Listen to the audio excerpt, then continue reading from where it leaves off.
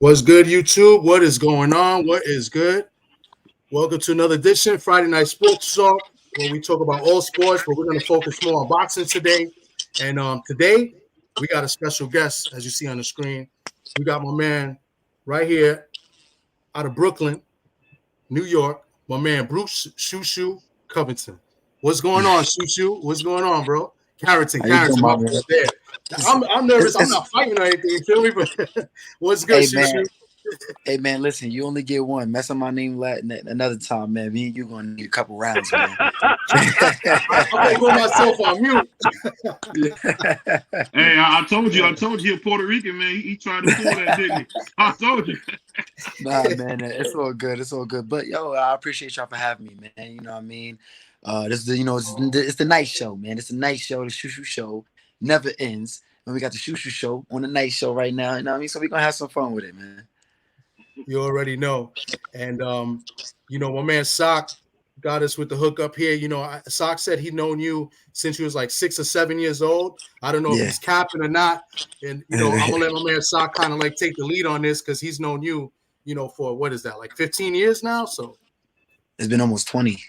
20. Oh, okay. Yeah. Yeah, that's right. He's 26, yeah. Yeah. So Shushu was like a prodigy in New York. He was like I don't know if you guys. I know D for you old enough. Tiger Woods was on Johnny Carson. I think he was like 5 years old, swinging a golf club. Same thing with Shushu. He would be at the fights. I remember on the Broadway boxing on the Bella shows, and he had an 8-pack when he was like in kindergarten.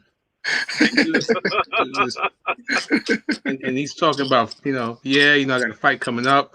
And it was just, I've never seen anything like it before, and like there are people that are on this, that are born on this earth to do special things, and you can see that at a young age, So I'm really proud of him, to see where he's at right now, and to know that sky's the limit in terms of his career and what he's got, in the future. Thank you. Well, Shushu, real quick before we get started, I mean, I would just ask you the obvious question, right? That that probably everybody asks you. Okay. Why boxing? Why, out of all the sports, why you chose boxing? Man, it's funny. I thought you was gonna ask why the name Shushu. Everybody asks you that one, but I'll get to that in a minute because I know the meaning of Shushu. Not many people know what the meaning of Shushu means. But go ahead. True. That's true. But why boxing? I mean, well, boxing runs deep in Brownsville. I come from the Brownsville neighborhood of Brooklyn, and it comes from with champions like Mike Tyson, Zab Judah, Riddick Bowe, Daniel Jacobs, just to name a few. And it's very extensive. So I mean, that was already something that I was already interested in, just watching it.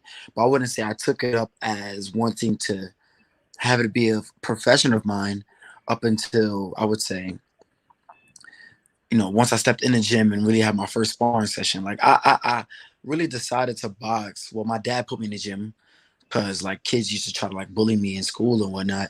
But and I was like a short, scrawny kid, nice kid. And, my dad never seen no type of, mean streak in me at the time. But whenever I would get bullied or tried to get bullied, the bullies would get beat up. You know what I mean? Like I handle myself pretty well without any type of, fighting or boxing experience.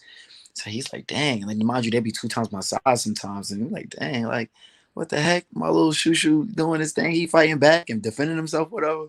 Put a little smirk on his face. But so he brings me to the gym, and I'm seeing a couple guys that I see on TV. Like I'm seeing Curtis Stevens, I'm seeing Luis Collazo, he was world champion at the time. I'm seeing Paulie Malignaggi, Shannon Briggs. I'm seeing all these guys, and I'm just like starstruck. So that's one of the main reasons why I stayed going to the gym, just to be around those guys. But first sparring session, I was probably like a good month and a half in. There was a kid that started about a week before I did. And, he was just annoying me, trying to compete with every little thing that I did. And, trying to get on the bike and, use the bike before I did and do little petty little kid stuff. And I went to coach one day. I'm like, I want to spar him. Let's spar. You know what I mean? Because he get me mad. Like, he get me tight. Let's spar. And we sparred. And when I tell you, it was like just natural instinct for me to be able to just fight in the fire. Like, I always like was the type of person to embrace the fire. I wasn't scared to get hit. I always like nobody ever taught me how to weave and dodge punches around that time. And I beat up the kid so bad he never came back to the gym. That was the moment I knew. I was like, oh yeah, this is it for me. And I was learning so fast. I was picking up on a lot of the basics pretty quick. I'm like, yeah, this is what I need to do for the rest of my life because I love it. What was the first gym your dad took you to? Oh, Star City Boxing Club. That was when it was open. You know, Jimmy O'Farrell, he was the owner of the gym. Rest And in my peace. first, yeah, word. You know, Good man. my first trainer was Greg Dyer. He's trained a few guys alongside, but like never really was a head coach for anybody. I would think that was notable, but decent guy that helped me with my foundation. Hey, Brooklyn's been on fire, man. I gotta ask you a non-boxing question, man. Yeah, I gotta ask you this, man.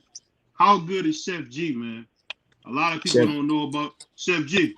Chef G, who's Chef G? From Oh, he's called the him and rapper. Stephen Hollow. He's called Yeah, the rapper. Oh, yeah. yeah. Oh, Y'all big, but Chef G smooth. I like his music. He's smooth. I like you it a like him lot. or Stephen Hollow better? Which one you like better, him or Stephen Hollow? That is definitely tough because it's weird. I think I like both of them the same. To be honest, like they're on the same level to me. Like when I hear the Sleepy Hollow, when I hear his music, they bring similar feels. Well, really, it's similar feels, but it's still something different about each two. I mean, each one of them, in my opinion. But I don't know. They give me the same feel though. I can't really say. They kind of even to me. Yeah, I'll ask you this. So, what do you feel about what's going on in Brownsville, where they kind of gentrifying? How does that make you feel, man? Because it's not the same Brownsville it was when you was a kid at all. It's a whole different place. It's pros and cons. You know what I'm saying? Like because it's like when you gentrify, when you're trying to gentrify Brownsville, it's like, man, like you be losing that rough, that that you know what I mean, that real attitude era of Brownsville. The real dogs come out, like what I mean. I feel like I'm probably like some of the last, like me and other few people in my generation are like the last of the Mohicans for real. Yeah, for real, yeah. That attitude for real, you know what I mean? So I don't know, when you kind of just watering it down, you kind of take a lot away from it and to take the uniqueness of Brownsville. But I understand in other ways it's for the greater good in terms of like crime, bringing the crime down and stuff like that, which is actually most important. Stuff like that. I would say, a different type of look and influence on Brownsville. Like it's just gonna be, it's pros and cons to it. You know what I mean? So I wouldn't really say I don't like it or I do like it. I just feel like it's just the natural order of things, man. At some point, things is gonna change. So one thing has always been a big rivalry: the Ville versus East New York. Who would you say you fit on that, man? Would you say you an East New York guy, or are you from the Ville? I'm from Brownsville, bro. What you? Come on, man. It's a dumb question, bro. It's so close, Come on, son. That's real bias, man. You know what I mean? He got family in East New York, so he trying to I lived in East New York though. I lived in East New York for some time. I was right on Linden Boulevard and Astor Street, right on that corner, right over there, 804 Astor Street. I used to live right over there for some years. But come on, son, Brownsville, come on, like it's night and day. Yeah, That's my boy Tyrone here in Brownsville. That's let me ask you. Brownsville is a certain neighborhood to where certain people won't even want to walk through that neighborhood at a certain time of night, man. It's like, come on now. Hey, what made you chose Top Rank as a promotional company coming out of the amateurs? Well, I will say, like, me, I had the opportunity to be able to really look at some of my stablemates that turned pro before I did, like Chris Colbert, Shakur Stevenson, Nikita Bobby, Rashad Matty,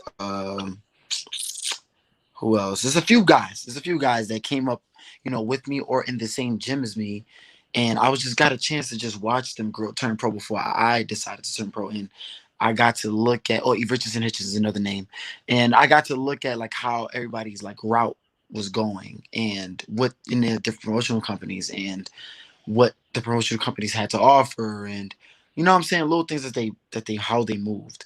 And one thing I noticed about Top Rank is the fact that like they were mostly at the top of their game throughout all of the years that they've been, in the business. And one thing I really liked was they were the first and really only ones that were super active during COVID. Like they had the bubble rocking almost every week. Every week we had fights, and then you seen a lot of the prospects coming up. Now prospects are getting heavy names. Like Jared Anderson made a good name around during that time. Sandra Zayas made a good name around that time. Edgar Berlanga made a good name around that time. That's when he became the monster. You know what I'm saying? Like we got to see a lot of these guys very often, and I'm just like, okay, so they really know how to build prospects. And sure, I'm gonna be coming up as a prospect. So, and then on top of that ESPN platform, crazy. Everybody, when they want to watch some sports, they want to, man, ESPN got the news. That Sports Center top 10. You get the opportunity to be on that Sports Center top 10. And my third fight, I got a knockout over Yuri Andujar, and it went viral. And where did that land me? On Sports Center top 10. Like, popularity went crazy right after that time too. So, man, they offered me they offered a lot of things, and they just struck my interest more than any other promotional company at the time. That's my favorite thing about you, man. You be in there kicking ass, but then you talk like a politician. I love that about you, man. It's funny you say that. He's polished. It's funny you say that because Socrates told me we spoke to Commissioner Gordon a couple months ago, I think it was, and yeah, that's my man, that's my guy. Everybody's he's mad cool. He's mad fun to talk to. Everybody says you're one of the nicest guy in the industry right now. Like nobody has said a bad thing about you. Why is that? I mean, I don't know, man. Listen, I'm the type of dude that I'm me, man. I'm real thorough. Is what you see is what you get. I don't cause no issues. I don't start no problems. I ain't with the drama. You know what I mean? So it's just, bro, I just do what I got to do. Try to inspire others. Continue to pray to God and make sure that I don't get no big head and nothing like that, because I understand that praise is not meant for man. All praise is due to God. And that right there, then I also pray that, God continue to keep the people around me, real, thorough and transparent with anything that I do wrong. And all of that stuff keep me grounded, So that's just kind of what it is for real. That's what's up. I got a dumb question, man. Will we ever get to see you in Africa fight? Say it again. Will we ever get to see you in Africa fight at some point, you think? Me and Av, he 140. Hitchens? Nah. Yeah, he's my Hitchens. Yeah, that's my boy too, man. I ain't. No, I always want, Mike Tyson always said, if you love me, fight me. So I was just wondering. Right. If you make the money, you know what I mean, right? You know what I mean, but nah. He too big, bro. He 140, man. He's a 140, bro. I ain't even touched 130 yet. I'm comfortable at 126. Yeah, y'all over here trying to jump me up 3 weight classes. You already put him on a higher pedestal. What we do, man. When we see that type of skill, man, it's rare because you're a slick fighter, but it also we can see that ring generalship, that's not an everyday thing. That might be light to you, but it's pretty impressive, man. You really, really are smooth in the ring. For a guy without a ton of fights, man, I'm telling you, I've been impressed with what I'm seeing, man. You're really gonna be a champion one day. Thank you, man. I appreciate that, and I truly do believe that, man. I really believe that I will become champion in the next year and a half. I would say, You know what I mean, because I really do believe that, my style and what I bring to the table is undeniable, and I'm very aware of that. I know what I bring to the table to my fan base. I know how I present myself. And I know how marketable I can be. So, you know what I mean? And to be honest, more than anything, I really believe in myself. I really believe in, everything that I bring to the table. And I feel like guys that's fighters like me, like it's a breath of fresh air, because I ain't with the showboating. I ain't with the games. I ain't with the flashy flash. I ain't with none of that. Like, I'm straight business. Like y'all gonna see me fight. You know, I might have a little swag when I fight or whatever, but I'm all business. I'm angry up when I'm in there. So and everybody feel that energy. It's gonna always be an exciting fight when y'all watch Yeah, Shu Shu throwback. Carrington. Yeah. You know, I would love to see. I would love Throwback. to see you one day against my guy Brendan Figueroa. How would that fight go if you and Oh Fig yeah, got man. I love to fight Brandon Figueroa. That dude is an active guy. You know what I mean? He throws a lot of punches, but there's ways to, stop that. There's ways to slow that down. That's why Mayweather has been able to be successful with all of his 50 fights. No matter who he fought, how many punches they threw, he ended up making sure that they slowed down their pace and they fought his pace. So this thing is all about strategy. It's all about being the technician in there. And yeah, I've already figured out ways to deal with that. Yeah, let me ask you this. I know you don't know your boxing, man. Who you think won that fight between Ford and Castillo the first time? Oh man, I still have Floyd winning a close fight, 115-113.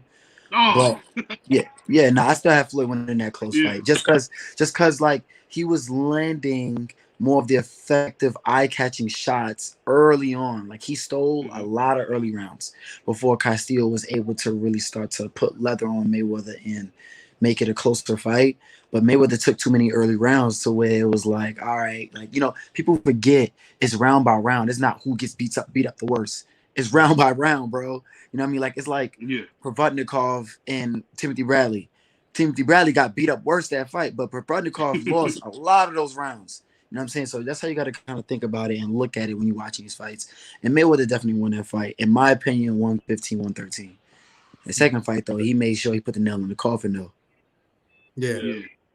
I know you said you when you went to the gym you saw Polly and you saw Shannon Briggs and all that, but who was the fighter that you looked up to when you was coming up? So my favorite boxer coming up, as I would say up until I was 13, 14, was Mike Tyson. Mike Tyson, he's come on, that's Brownsville's finest. Over Big Daddy Bo? Come on. I mean, yeah, definitely. Yeah, Man. Big Daddy Bo, I will say, was more technical than Tyson, right? And Big Daddy Bo was nice, but it was more than just a fighter with Tyson. Like it was his whole character, his whole personality, his out the ring antics, and he was just always must watch TV, even if he wasn't inside the ring. And that is what people don't realize. Like that's just as valuable as your performance inside the ring. Like, bro, like that man was just so interested in it, and he's so intense. Like even to this day, like you're watching your words to not offend him with certain things because he'll just snap. You know He what I'm allowed to saying? throw Like, hands still, emotional, and you like, all right, let me chill out. Like he's just naturally an intense guy. You know what I mean? And I love that. Like I like, like being around that type of energy for real. And because my dad had me around a lot of guys that was like that in Brownsville. Like there's other Mike Tysons in Brownsville. So you've been around a lot of villains, huh? You know, say it again. You've been around a lot of around villains. all the villains. Yeah, you know what I'm saying? Yeah, word. So son, there's a lot of Mike Tysons in Brownsville. You know what I mean? Like it's just Tyson is just one of the ones that just made it worldwide. And, became an icon. But yeah, man. But after I was 13 years old, I would say for the rest of my career and for the rest of my, even to this day, has been Floyd Mayweather. Floyd Mayweather was just more so someone that I gravitated towards because his style of fighting fit my body type. At the time I used to fight like Tyson, I wanted to be in the inside, and that's why y'all kind of see my comfortability in a ring. I can fight in the inside, you know what I'm saying? Like I can, do what I want in the inside because I used to like want to fight in the inside like Tyson. But then Floyd, I get the little mixture, and you'll see me do a little shoulder roll here. You'll see me use the ring and use my feet from time to time because that's, I used to really study Floyd, and I felt like his style fit me more so than Tyson's at the time. And now is just like a good mixture of both. How did you feel about Robisi losing like that? Man, that was tough. I ain't gonna lie to you. That was tough to watch, man. But I became a fan of Rafael Espinoza because that was an incredible performance on his behalf. That's how you beat a champion if you want to become champion. Yeah. Like he really fought that last round, especially like he was fighting for his family. Like he had rent to pay. You know what I mean? He closed the show. He He definitely closed the closed the show show. in emphatic fashion, man. Yeah. And he slowed Robesi down. He had a great game plan. The way he fought the style he fought Robesi was perfect. He would, lax in his defense from time to time. That's why Robesi would catch him with some good shots, drop him, hurt him a couple times. And then he also sprained his ankle in the 6th round or something like that. I think the 6th when he got knocked down in the 6th round. Bro. And I think he beat him, so he sprained it. Wow, that's a beating. That was an amazing performance, bro. He got lucky at the end of the round. He threw 120 punches in the 12th round. In the 12th round, you're in shape to do 120 punches. Very impressive, bro. Yeah. Super impressive. That guy, he really struck my interest, and I would definitely love to fight him as well, too. Sock? I mean, just sitting back and listening to you. You are a student of the game. Almost like I dare to say a boxing nerd, right? Definitely. How much? Well, you mentioned Floyd. How much studying do you do? Like as far as like watching opponents, or when you're not in camp, like how is it that you're preparing yourself? I definitely watch my opponents, like probably like the day or the next day I get notified that that's what I'm fighting. I like to be 100% prepared, have plan A, B, C all the way through Z, and to make sure like I'm just totally, because I adapt regardless. I'm a person that adapt regardless, but I don't like to take too long to adapt, and try to lose any rounds and nothing like that. Like my goal was to try to win as all rounds if possible. So yeah, man. Like I honestly feel like it's good that me and my coach and the rest of my team, everybody on my team, we dissect our opponent. We bring people in camp that fight similar to my opponent, and then we just build game plans off of that. Because there's different philosophies. There's some guys that never watch.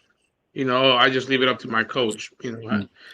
How do you think that just that you yourself observing what you're going to have in front of you, has that helped you out? Obviously up to now, but what did sorry, what exactly made you say, you know what, I prefer to watch my fights as opposed to letting my coach? I mean, well, everybody has their own perspective. I look at it like, my coach might see something and I might see something, and he might see something that I don't see. I might see something that he don't see. So I like to like bring both perspectives together. So we're like, oh, dang, I didn't see that. We could work on this too. And that just makes it, does make you better prepared, because your coach is not going to see everything. You know what I mean? And sometimes, and plus you're the fighter, you're in there, what you're capable of doing. So it's like, okay, I could bring this to my coach and we communicate on what, we see, and then we come up with a game plan. Me and Coach K, we communicate. Our communication is great. Like, I know exactly what he wants me to do before he tells me what he wants me to do. Before he tells me to do it, he doesn't really have to break down too much for me to understand what he wants me to do. Even and plus, like, my comprehension when in his instructions is like, it's real simple. You know what I mean? So, Coach K and I's communication is great. And I feel like that's, the main thing that'll help us continue to prepare for anybody that we step in the ring with. Hey, Bruce, I want to ask you a quick question. There's a monster coming. I know a lot of people say they hear the Jaws music in the background. I'm just wondering, man, are you ready for that guy that's coming? You can say his name. Hey. You my brother, man. I don't want to say his name. I don't want to offend you. But when you hear about Monster Inoue coming up, are you a little nervous about it, or what do you think? Man, listen, I am a type of dude. I'm one of them Errol Spence, Terrence Crawford type of dudes, where it's like I want to fight the best.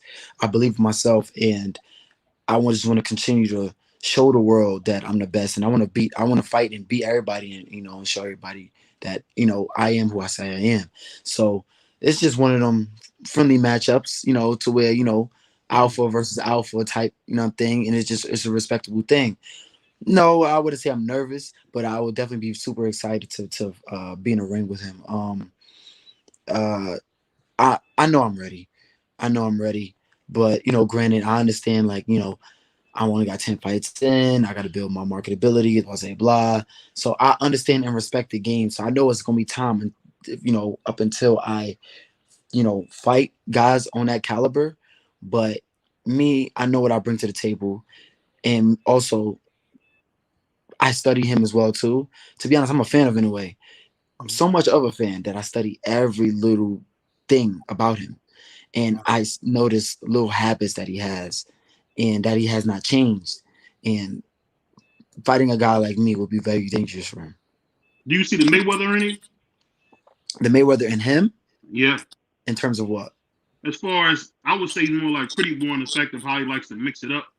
He's kind of willing to throw a little bit more. Not when he was hurt, but like full, when Floyd had everything. I can see where you're making the Floyd comparison because he was more explosive around that time and willing to mix it up more. I see that, but I don't know. I feel like it's just more of a uniqueness to him. I can't really compare him to Pretty Boy Floyd. I feel like he brings some uniqueness to him. Pretty Boy Floyd was explosive, but that man is. I think he's more explosive than Pretty Boy Floyd was, and the way he like really sets himself up and always properly planted when he's throwing his shots. He has great leverage and great technique with his shots. So I think it's a little different. I really can't compare him with Pretty Boy Floyd. Yeah, and you've been in the gym with some of the best people, man. Whether it's Africa, I know you've been in there with Shakur, and I know. Have you ever been in there with T.O. at all? Nah, never been in with T.O. yet. I haven't worked with T.O. yet, but we be training. Right? Say, I have plenty of rounds with Keyshawn. Yeah. I figured, yeah. Yeah, plenty of rounds with Keyshawn. Me and T.O., we work in the same gym now, so probably we get something done. We gotta get something ready. Yeah. And Vegas been home now. Do you like the way they're moving you as far as the type of opponents that you're getting, or you wanted to be a little bit tougher? Nah, to be honest, they gave me a good step up my last fight. Ain't nobody, certain guys ain't fighting former title challenges in their 10th fight. So I feel like they moving me right. I don't feel like it's like I'm being held back. I'm just making my opponents look how they look because I am who I am. That's just what it is. People just don't want to, respect it. They keep saying, "Oh, give them tougher fighters." They are giving me tougher fighters, and I'm doing what I got to do. So, what I mean? I'm fine. I'm happy with how they moving me. Your last opponent has been in the ring with Valdez, went 12 with Valdez, and he went 10 with Adam Lopez and Christopher Diaz, and you ended him in 2 rounds. I mean, and that was a worthy opponent, and that moved you up. I believe you're now ranked 11 in the WBO. Correct. Yeah. That definitely put a lot of eyes on me, man, and I felt like I needed to make a statement because I wanted to show everybody that I'm on a different level. Yeah. Like, granted, these guys has done what they've done in the game, and they get their respect. That's what's up. Yeah. They get their, they did all their achievements. That's what's up. All their accolades. But, bro, my time is now. And it's my time. And I'm about to take over the game, man. I always said to myself, and me and my dad, we was always like, yo, like, everybody having fun right now. This is their time to get as much as they're going to get. Once I turn pro, it's over. Nice. It's the Shu Shu show, and we come in to do damage. The one who rises above all. That's right. That's right. What's that? That is the Egyptian meaning. That is the Egyptian meaning of Shushu. Yes. Man, like I throughout everything I've been through in my life, man, all of the ups and downs, all of the, even me like losing my brother, to gun violence and everything, and still being able to kind of use that energy of anger and everything as motivation to be able to put on for myself, my family, for my hood and everything like that. I just look at that saying and I'm like, okay, like it seems pretty fitting. Yeah. You know what I mean? Like even that's why, the Forever Ike is what you're referring to. So they know, If I could ask you one last thing, I want to ask you, man, how big a role does your faith play into your life, man? Because it looks like that's a very important thing to you. Oh, definitely, man. It's super important. It's 100%. Because without faith, man, I'm nothing. I put all my faith in God. I put all the work in. He's given me a gift, and I'm gonna continue to appreciate it, and and groom, and treat it. I mean, I'm just gonna continue to show God that I appreciate the gift that He's given me, and my faith in God, whatever road he takes me into, I understand that it's God's plan, it's not my plan, because my plan might take me somewhere I don't even need to be. You know what I mean? So my faith plays a big part in my life, big part in boxing, big part in my day-to-day. You know, I just feel like I remember when I was getting ready and, you know, for the Olympics in 2020, you know, I won the whole Olympic trials and, you know, got on the team and did everything I was supposed to do. Yeah. And then COVID hit, no Olympics. Yeah. Okay, qualifiers got pushed back another year. Then the qualifiers get canceled, no Olympics. Dang, so what are we going to do? Shu, you can't go to the Olympics. We got to take the guys that was number one back in 2019. I'm like, dang, like, bro, like, I done trained all my life for this, and this door's going to get closed in front of me. Like, I always wanted to become an Olympian, like, you know, but I just kept the faith because I know he had other plans for me. And then what's the first thing that comes up? My pro debut, fighting on the undercard of Tyson Fury and Wilder 3. You know, like, that was major. And I was like, wow, okay.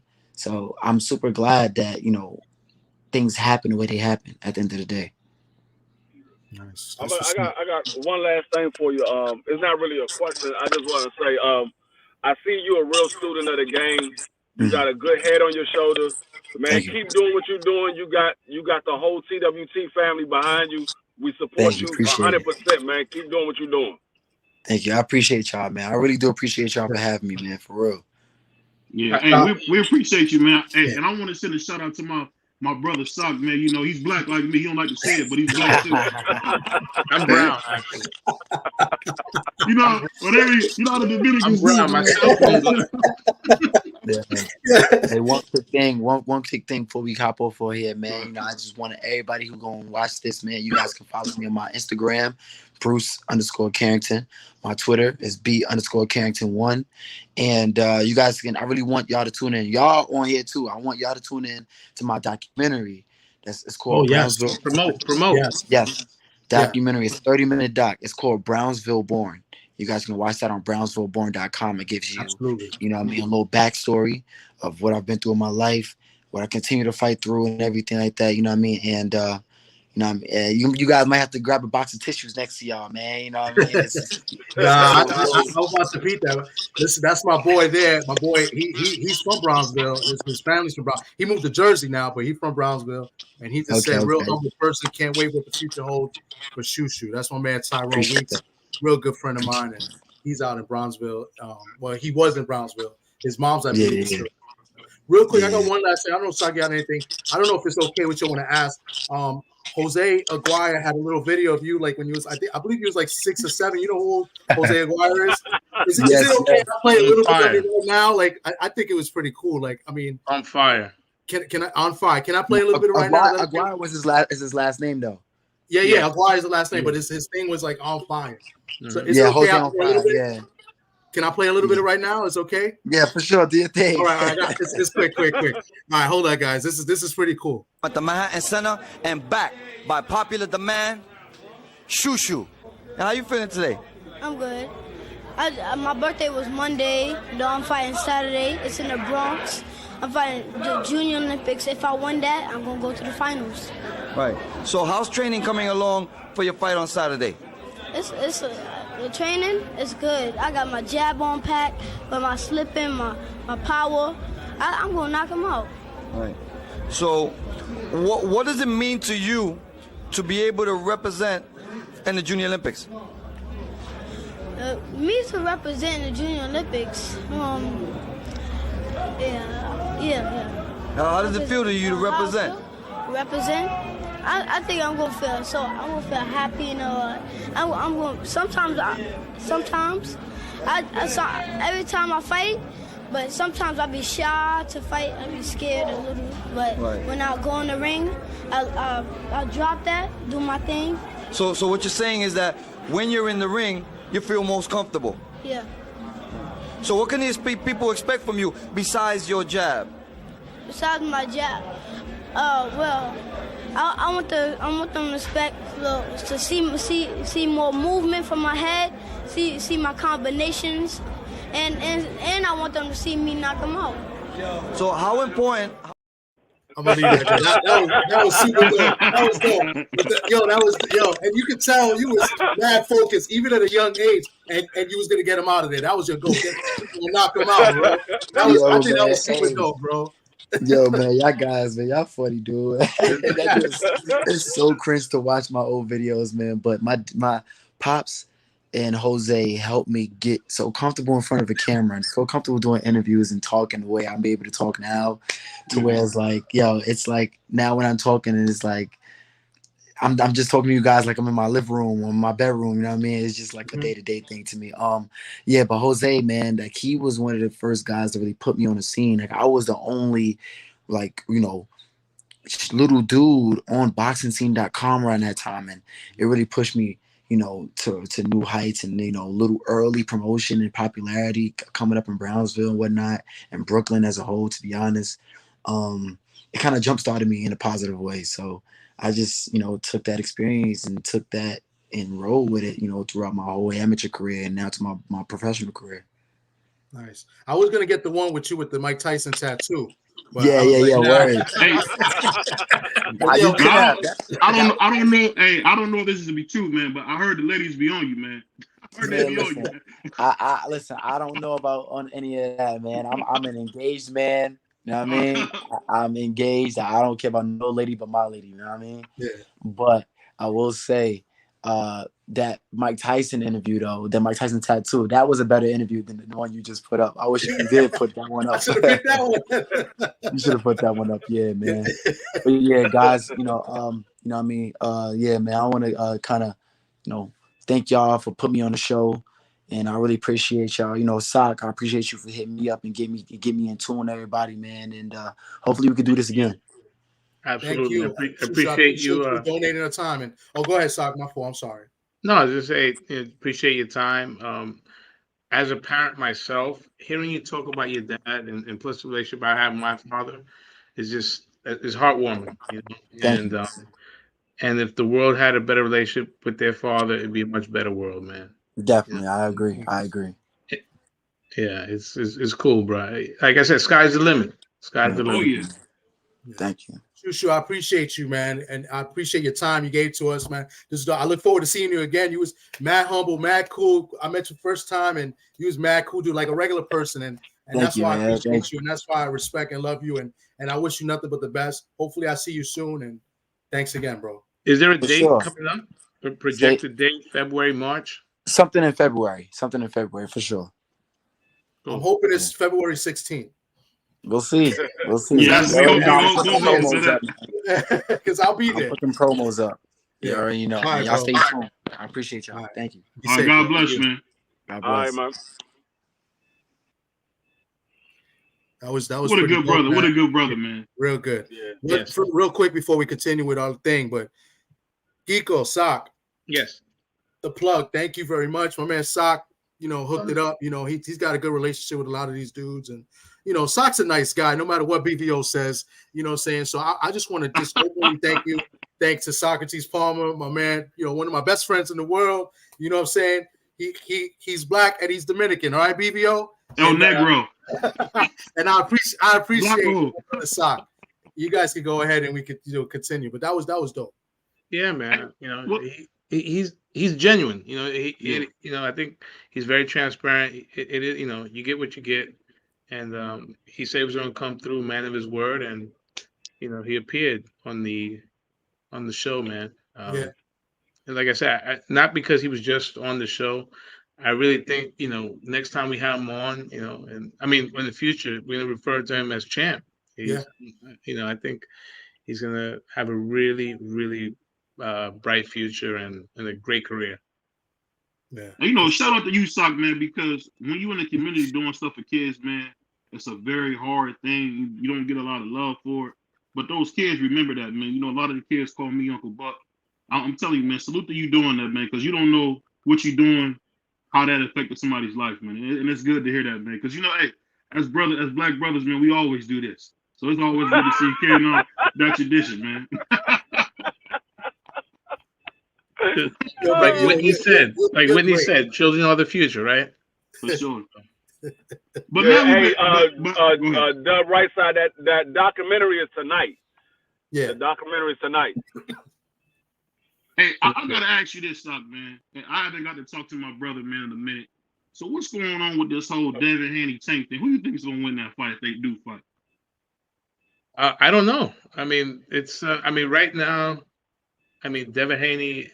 Okay, there's always like recency bias, right? I believe in that. Mhm. Devin looked amazing.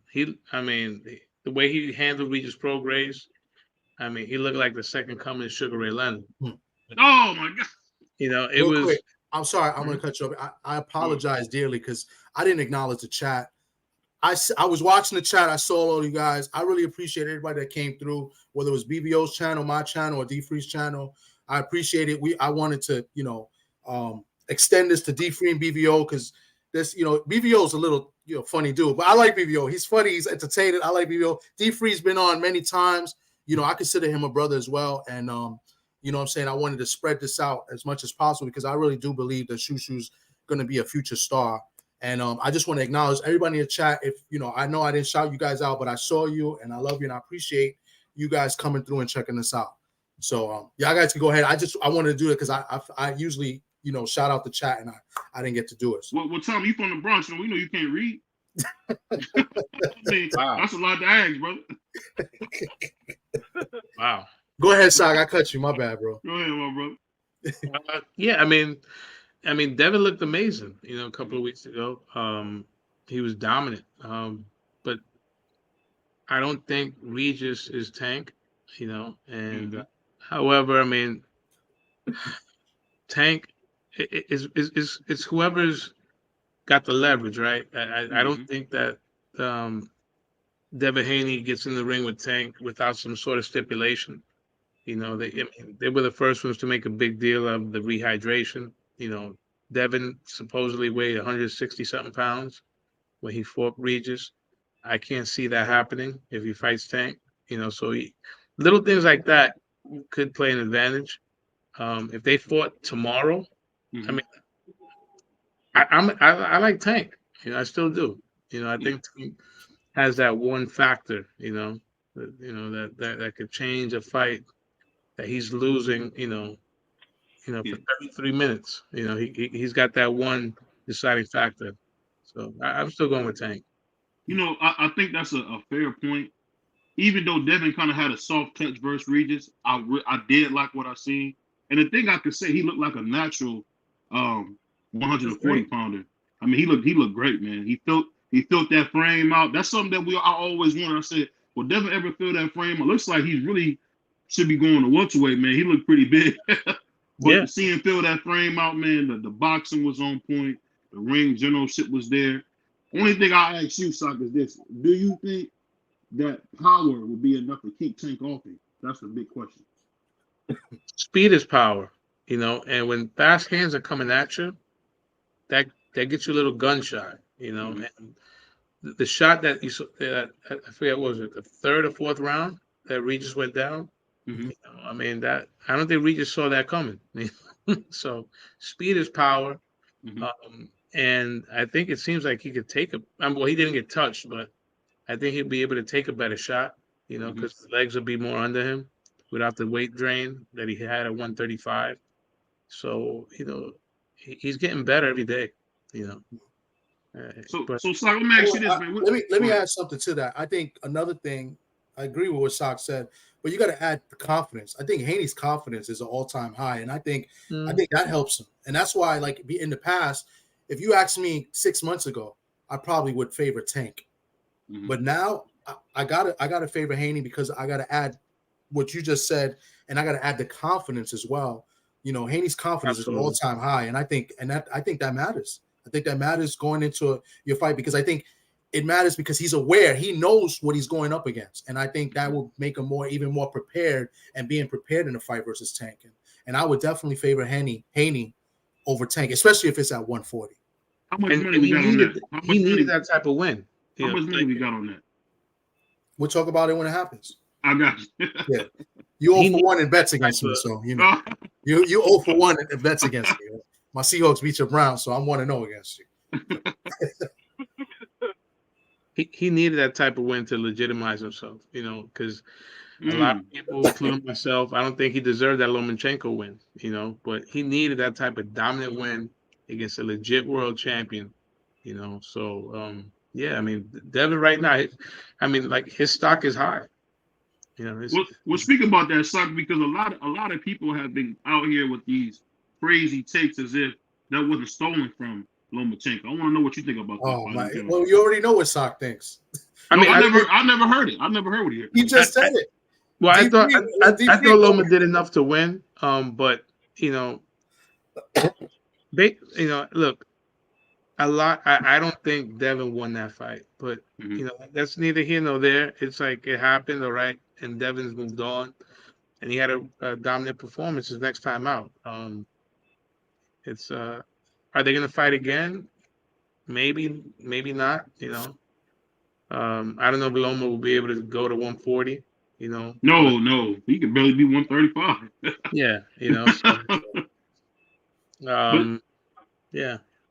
How would you categorize that? Was that probably one of the worst robberies you've seen in the last 20 years? Or it's not a robbery, bro. You're off the deep free. I don't know how you do it. Well, you know what? We have a week left in the year, right? Mm-hmm. I mean, it's not. I don't think it was the worst decision. I thought the worst decision of the year was the fight that ended the way it had to end, which was Chris Colbert's decision win, and it got avenged, by what's the guy's name, Tom? No, Rayo. So karma. I mean, when you play in the pickup game in the park, ball don't lie, right? Yeah. We had some inside information on that too. I mean, and we didn't even need the inside information. We already kind of knew because we had a fighter the week before Ofacio was on, and Ofacio told us on the air, on live, that he was going to spar Colbert the next day. And I think we questioned, like, what? Why is he sparring a week before the fight? So, So I mean, I wouldn't call it a robbery, but I thought Loma did enough to win, in my opinion. There's you ask 10 people, some people say Devin did enough, so it's subjective. Boxing, that's why there's 3 judges, right? And let's face it, Devin is the guy that the industry could get more out of. He's what, 25? Yeah. I feel bad because you seen Loma at the end. He cried like a baby, man. I thought he was Asian. He was crying so hard, man. It was just a sad thing, man. I thought he was Asian. Didn't you suck? He was crying that hard, man. I thought he was Asian. But that being said, man, I know we got another big fight coming. And actually, you and Tommy were the first ones to tell me about this. Was the Ortiz versus Tio fight. So how do you guys see that going? Will Tio knock him out, or will Tio take his time? What do you guys think? I mean, I don't think it goes as a big fight. Ortiz is credible. I think he could frustrate Tio. But Ortiz has shown some undiscipline. I mean, he hasn't. Yeah. He didn't make weight. That's not a good look. But Tio has shown inconsistencies. He fights down to guys, it seems, or maybe stylistically. I don't know. Like he lost to Cambosa, somebody who is probably a C-level guy. Mm-hmm. Has no, I always say he should kick himself in the mirror every day, knowing that he lost to George Cambosis. And that is a knock on George Cambosis.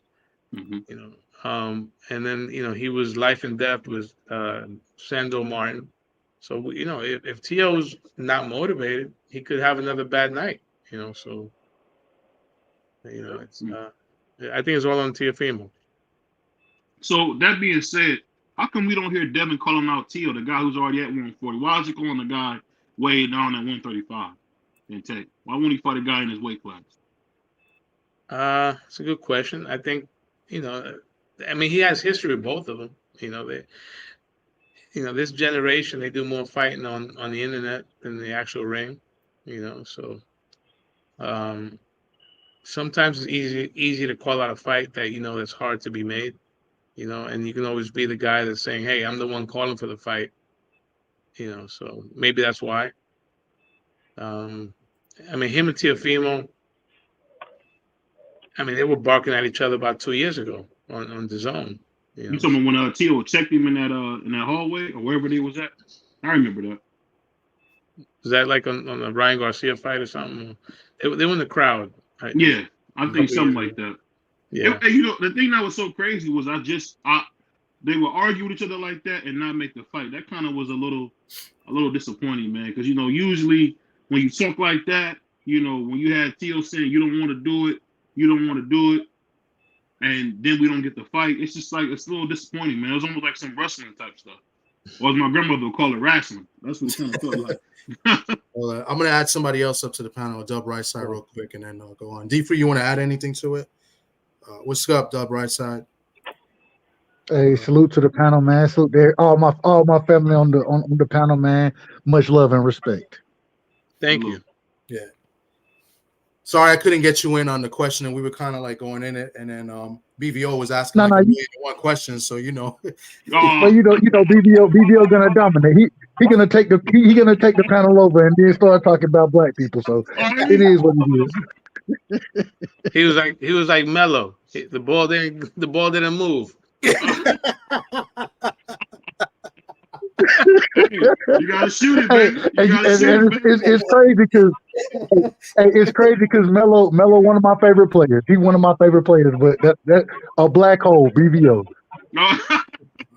And you see the racism I deal with, son. You a black brother, you know. We've been dealing with this for 400 years. Brown brother.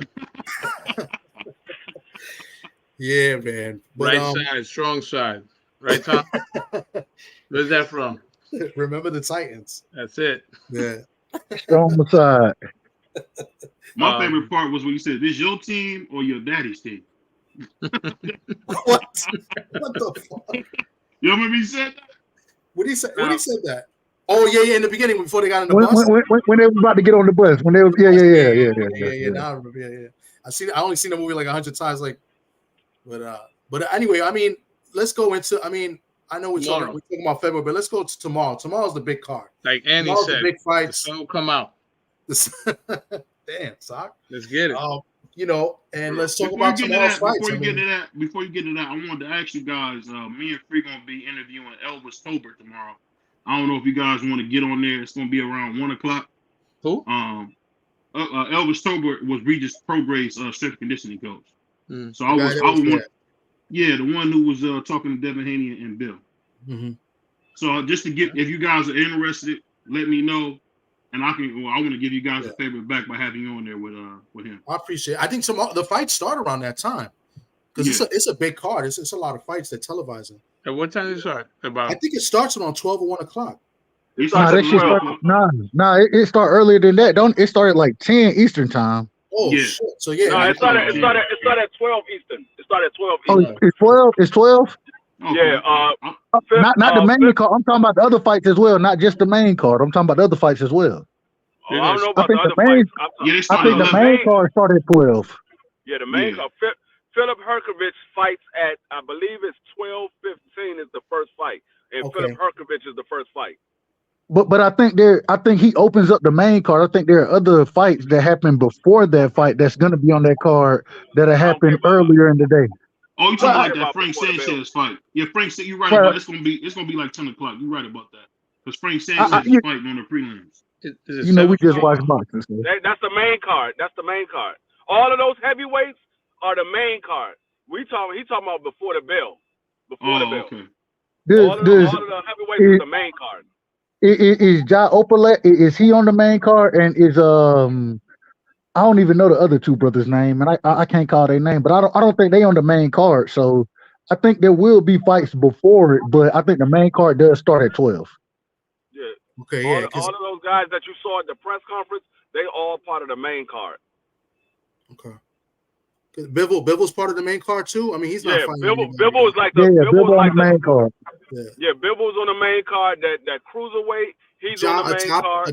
I can't pronounce his name. He's like, I think Bibble is like the third fight, and the cruiserweight is like the fourth fight. Okay. Yeah. There's a lot of fights. I mean, but there's still, I think, and then you still have the Hergovich fight, but I think there are two more fights that'll be before that. Yeah, that's what I was trying to pronounce. Thank you, so I couldn't pronounce his name. That's exactly what I was thinking. Hey, but you know, I gotta say this, man. Salute to Quee, Doug, my man G5, Josh Sanders, man, Queso Boy, Tyrone, man, everybody, Marky Dan, everybody that support, man. I love that. I don't take it for granted.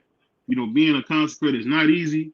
You know, you really be happy to be at it. Like today, I was like not having the best day, and it's always good to get on YouTube with family and have some fun, man. It really is. Nah, for real, and that's what it's all about. I do this for fun. I mean, let me tell you, me and Sock, we known each other for over 30-something years, right, Sock? And Yeah, I think we wanted to do something like this years ago, but we wanted to do it more like we have our friends on and just talk shit, because that's all we do. We talk shit, and we all like different teams, and we go at it. You think we're about to fight sometimes, but it's all love after it, and that was the whole idea to begin with. And then we was like, I kind of got into this. My man Drew Titan, shout out to him. He kind of got me into YouTube, and he kind of connected me with a lot of folks here, like Deep Free and a few others in the chat, like G5 and Southern T.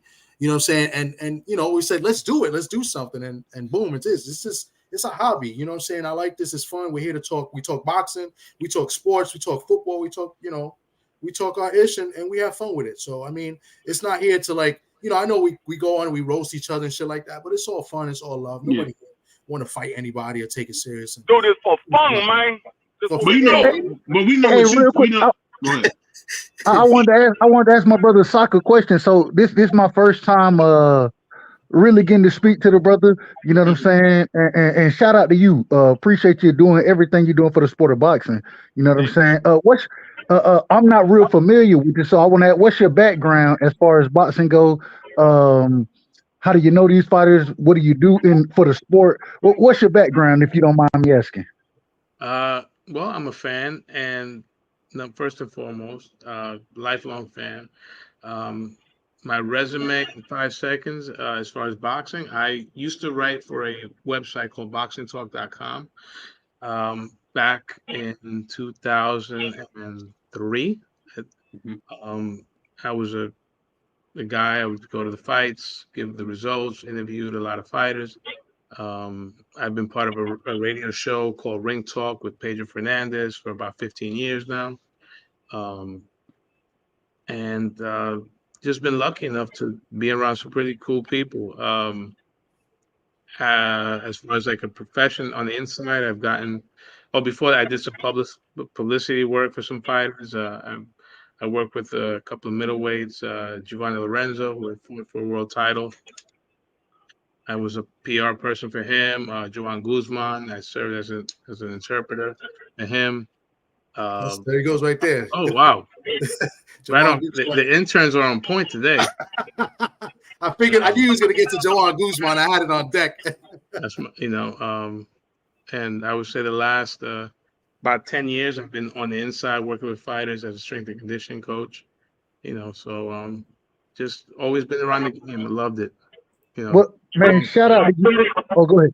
I was just gonna say, shout out to you, brother, because we appreciate you allowing us to have your time for you to put us in contact with these fighters, man. Shout out to you. Much love and respect, man. This for fight fans like myself, you know what I'm saying?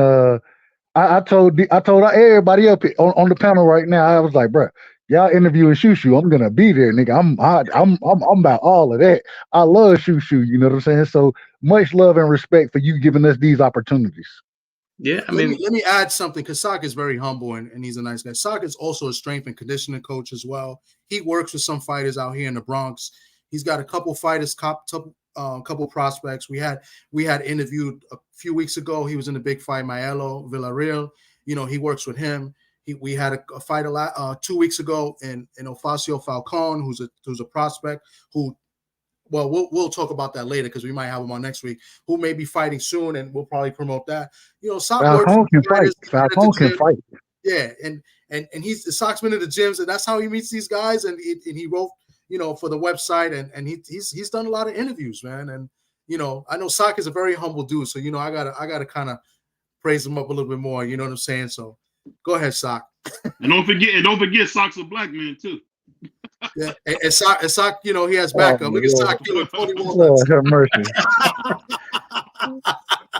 I gotta talk to Mark Zuckerberg, man. I got my I thought my was in private. I gotta talk to Mark Zuckerberg. But he ain't Asiatic though. He's not Asiatic. BBO, man, you gonna look messing with you, man. Niggas gonna stop coming to the panel, man. They gonna stop coming with you with the way you be talking. Well, you know, man, you know how it is. BBO, what are your thoughts on Fat Joe being the executive producer of the BET Awards? Man, that's huge. You know, Fat Joe is one of those guys. When you talk about a real life embodiment of a second chance, man. But from what he used to be to see what he is now, man, it's great to see, man. I see now. I'm gonna have to edit this video just to have Shu Shu interview on here. Hey, but you know the good thing though, I will say something that I'm excited about. I love how the YTBC is starting to become a part of the mainstream culture, slowly but surely, man.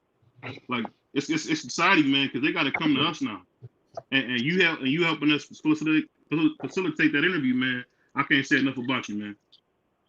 Well, the world is smaller. I mean, the internet has leveled the playing field. You know. Mm-hmm. That's right. Hey, man, salute Thomas, salute BBO, salute the whole panel, man. I just landed. Unfortunately, I couldn't get on the interview. I really wanted to do it with y'all, but that was a great interview from you guys. Great stuff. Where you landed? Where you went now? I'm in Boston. You're in Boston? Okay. Yeah, this shit cold as hell, bro. Favorite city. You made it, you don't even like New York. Sock's favorite city is Boston. I've been to the States several times, bro. The fuck you be? You think I'm some type of Cuban coming on a banana boat or a Haitian, bro? I'm an American citizen, goddammit. Barely, but you know the cool thing about it, man, and I say this a lot about this brother Marky Dan. You know, I think Marky Dan got a chance to be a really great boxing historian, man. Young guy, man. Keep your eyes on him, Sock, man. I'm working with him, man. I think he's gonna be a star, man, when it comes to this boxing, because you know what he's talking about, and he's unbiased, man. You know, like me, he's unbiased, so you know he's like you. I ain't gonna say that shit. Hey, Sock. Go ahead. I want to ask the great brother a quick question. Is would you compare Ryan Garcia to Sugar Ray Leonard? You talking to me? Yes, no, not you, Marky. To Socrates. Sock. Well, in terms of, star potential, Sugar Ray Leonard had that Olympic. He was a star before he became a pro. You know? No, not star potential. Not star potential in boxing style. No. No. Well, the reason why he's asking is because the guy above you, Mr. BVO, thinks so. I'm talking. That's why he said he looked like that when you said that the other guy was that Devin Haney was a Sugar Ray Leonard, modern day Sugar Ray Leonard. That's why he said that against Prograis, yeah. Because he thought Ryan Garcia looked like Sugar Ray Leonard Jr. None of these guys look like Sugar Ray, bro. Except maybe a dude. That's about it. But then he compared Devin Haney. He said that Ryan Garcia was Sugar Ray, and Devin Haney was Paula Malignaggi, and that Devin would beat Ryan Garcia. Would Paula Malignaggi ever beat Sugar Ray? Absolutely not. Sugar Ray Leonard would end Paula Malignaggi. They fought right now, yes, because Sugar's about 60-something. So I got to Paulie. Sugar will beat him right now. No, I don't. He will beat him to death. Hey, you talking like BBO right now? Yeah, I tell you, I'm taking that from you, bro. Sock likes Paulie. I know Paulie. Paulie's a good guy. We're trying to get him on the show. You know that's not Paulie. Don't, you know, I think Paulie don't get enough respect. You get a lot of people that spread propaganda that say he's a racist and all this goofy stuff. No, he's not a racist. Which is, to me, I think it's preposterous. At the end of the day, I think we all say things that people might not like, but as far as skill set, I think Paulie's very underrated about how skilled he was, man, because he was not the biggest guy, and for sure he wasn't no hard puncher. He was still able to win two legitimate championships, no Mickey Mouse belts, man. I think Paulie don't get enough love, man. He really don't. I think you're spot on. There's a lot of guys with more talent that didn't get as far as Paulie did. Yeah, he's an overachiever. You know, you can give him credit for that, but you know, when he went up against Broner and Porter and Devin Alexander and really the top guys, he lost. He didn't fight Devin. He didn't fight Alexander. No. Wow. Yeah. His last championship, I believe he won by knockout, which is Yeah, he crazy. did. He beat The Russian. the Russian guy. His last Cinderella story ended. Yeah, that was the last champion, and then he lost the belt to Broner, right? Yeah. Yep. Yeah. He won by knockout, which was crazy because Paulie never wins by knockout. Adrian Broner took his belt and his girl. That's what he said. We ain't gonna do that. We ain't gonna do that. D3, we ain't gonna do that. D3, we ain't gonna do that. You know the funny thing about it though, Sock, that I gotta say, man, when you watch boxing overall, man, it's kind of funny how it repeats itself, man, because you see the same type of guys emerge, and it's like when I watch Shu Shu in particular, I've seen that style, I've seen that before, and it's just exciting, man, because you know, like boxing in a good place, man. You got T.O., you got David Benavidez, you know, my favorite fighter, man, Alicia Bungana. You got a bunch of great fighters out there. It's just great to see, man. Now, you know what? I just thought about something. We were sitting here talking to Shu Shu, and BBO said Monster anyway looked like Pretty Boy Floyd. I think Shu Shu looked like Pretty Boy Floyd. Nah. Well, this is the thing. I think Shu Shu said something so impressive in that interview when he said how he used to want to fight like Mike Tyson, right? Yep. Which we see in the ring, we see the inside game from him, but then he had to adapt to the body style that he had. And said that's when he started watching Floyd trying to utilize those skills, and then we see it in the ring. We see the jab, we see the combination punching, we see the distance control, but we also see that inside fighting still. There are a lot of fighters that fight at range that are out boxers that don't have that inside ability the way Shu Shu does. I think that's what makes him so dangerous. Is that you can't just you can't pick a certain way to beat him because he can fight every style and he does it very well. Yeah. That man, he's on a fantastic trajectory in my opinion. Absolutely, and I would say the thing about Shu Shu is you just never like Dub was saying, which is actually I'm surprised a really great take. You really don't see a boxer be able to fight on the inside like that. And I think when him and Brandon Figueroa get it on, I think that's going to be a huge fight, man. People really don't know that's going to be a huge fight when they do fight. So that's got to happen. We got to see that. It might end faster than you expect. It might end faster than you expect. Yeah. Well, Figueroa. But Figueroa, I think he's going to be done by the time Shu Shu gets to the championship level with his kind of style and the way how he fights. So I don't even think that fight's going to happen. Yeah. Oh no. Shu Shu said he want to fight him. Oh, he said he called him out on the channel. He said he would love to. He didn't call him out. He said he would love to fight him. Yeah. He said I would love to fight him. Yeah. Hey, real quick, Socrates, what's your perspective on Shu Shu's style and how he was speaking on trying to implement the different fighter style, the inside fighting of Mike Tyson, the range control, distance control of Floyd Mayweather, the jab of Floyd Mayweather. What's your thoughts on that? What do you see his what is his peak in your opinion? Well, I mean, he's a boxer puncher. He's a guy that can win a fight with boxing skill, but in his DNA, he's a fighter. And I believe let me see. Shu Shu is 25. How old is 26? 26. He's 26.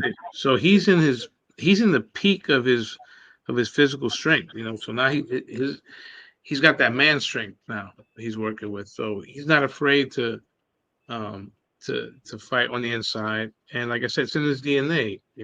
I think that he could win a fight on the outside and be very polished, but if he had to bite down on the mouthpiece, he could take you out. At 126, I think he's ranked number 11 in the WBO, right? Yes, he's ranked number 11 right now. Yes. So I mean, he's with a great promotional company. I mean, Top Rank knows how to bring people to where they need to get, as long as they live up to their end of the bargain, right? Because we also seen them cut ties with the prospect quick, right? Mm-hmm. He stopped the guy that had never been stopped before. Yeah, and I mentioned that, which is big. In the second round. Yeah. My God. And that's the same. He went 12 with Valdez. He went 10 with Christopher Diaz, who's a solid guy, and he went 10. Pitufo is a very solid fighter. Mm-hmm. I could see Shu Shu by the end of next year probably be in the top 5 because he probably going to have about 4, maybe 5 fights by the end of next year. Yeah, I can see him being in the top 5 in the WBO. So right now, so Espinosa's the champ, right? And Yes. so now you have another prospect who's kind of neck and neck. He's got a little bit of a name, more name, Raymond Ford out of Jersey. Yeah. He's way farther ahead. He's fighting for a title now. Yeah, but this is the problem. Raymond Ford. First off, I done seen Raymond Ford, and I like Raymond Ford. I'm a fan. But at the same time, I done seen him put on some bad performances. I think, and this was the question I wanted to ask. Shushu's size, the length and range that he has versus a lot of these dudes at 126, especially Raymond Ford. Respectfully to Raymond Ford, the man got T-Rex arms. You know what I'm saying? So it is what it is. And when if he fight an individual like Shu Shu, who's able to fight on the inside very well with long arms that can control range and distance, it is going to be a tough ass fight for Raymond Ford. I never see Raymond Ford being able to beat Shu Shu. So even though he is ahead of him, I think Shu Shu is a much more polished fighter and a much more dangerous fighter. I like Raymond Ford, Dub. You know, you're right. He had a couple questionable performances against Edward Vasquez and the other Mexican dude he fought, but I really like him, bro. He's fast, has an excellent jab, knows how to keep the distance.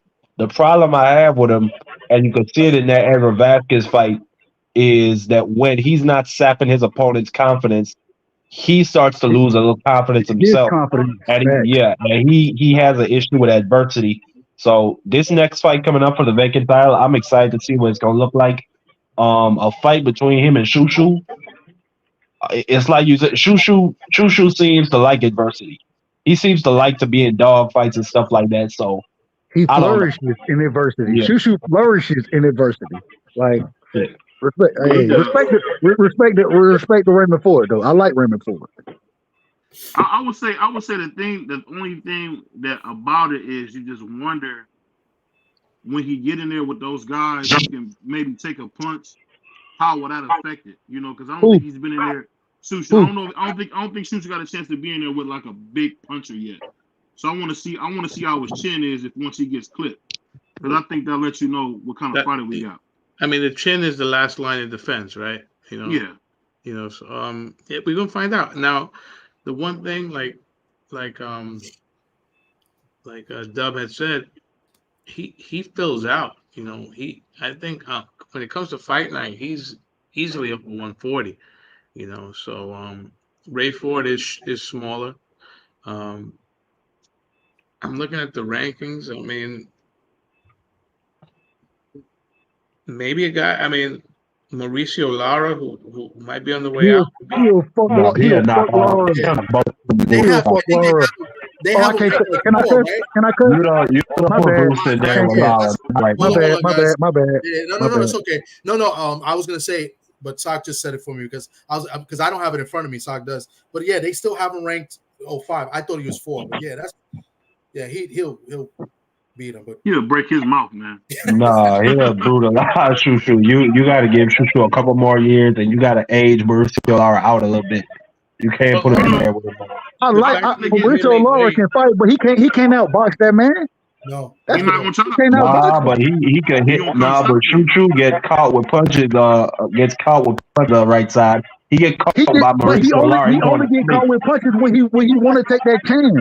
Yeah. If he don't want to take that chance, he don't have to, and that's why I say the length and range and district, like Sock said, the man is a dog, bro. He a dog, and he like to fight.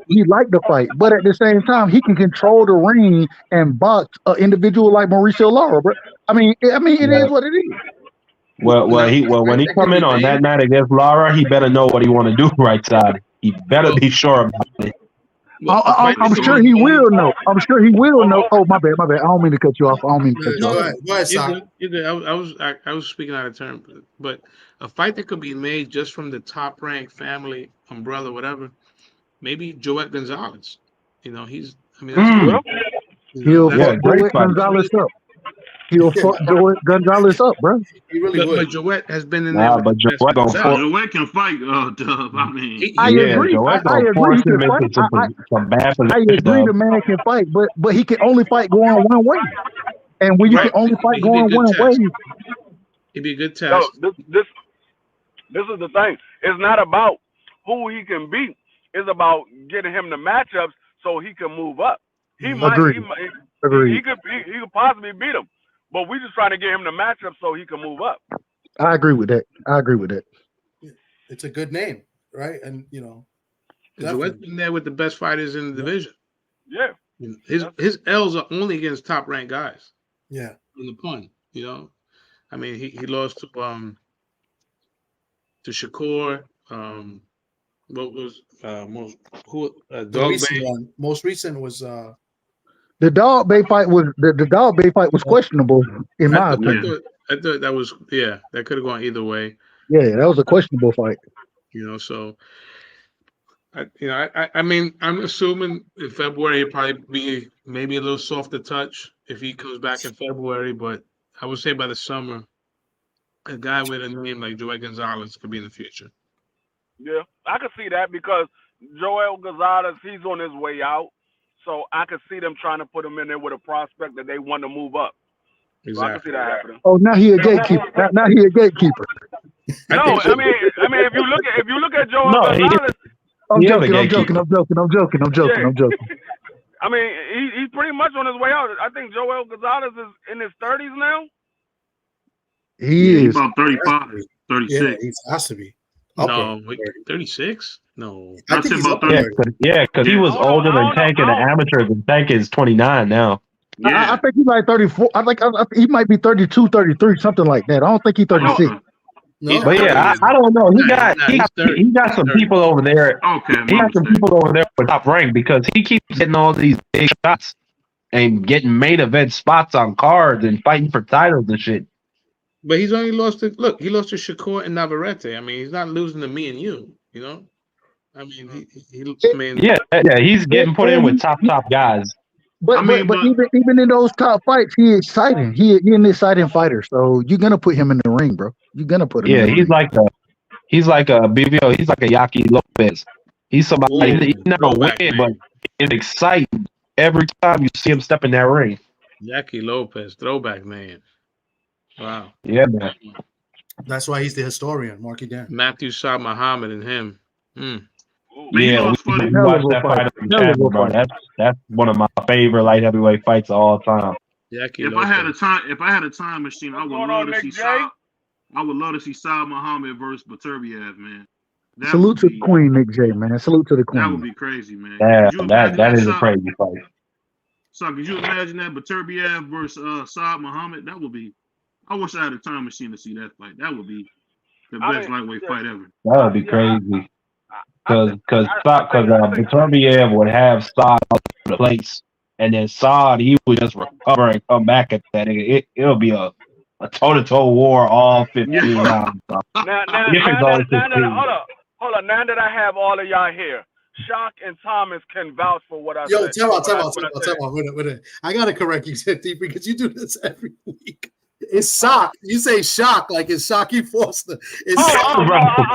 No, this is that to everybody. He always mispronounces people's names. I was eating Butterbean at the time. Butterbean.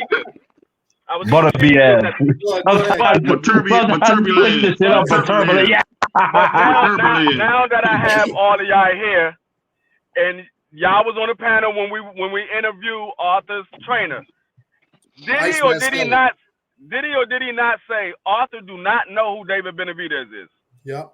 Yeah. He said it right here on the show. He said it. Okay. He said he does not watch other boxers. He does not care. Maybe the guy he's fighting that particular time, he'll watch some film, but he does not know who Benavidez is. He doesn't watch other boxers. He doesn't watch boxing. I think that's what he said. That was a quote. But that's nothing crazy because I've heard a lot of fighters say, and I think us as fans, because we not boxing, we watch the sport, we watch everybody.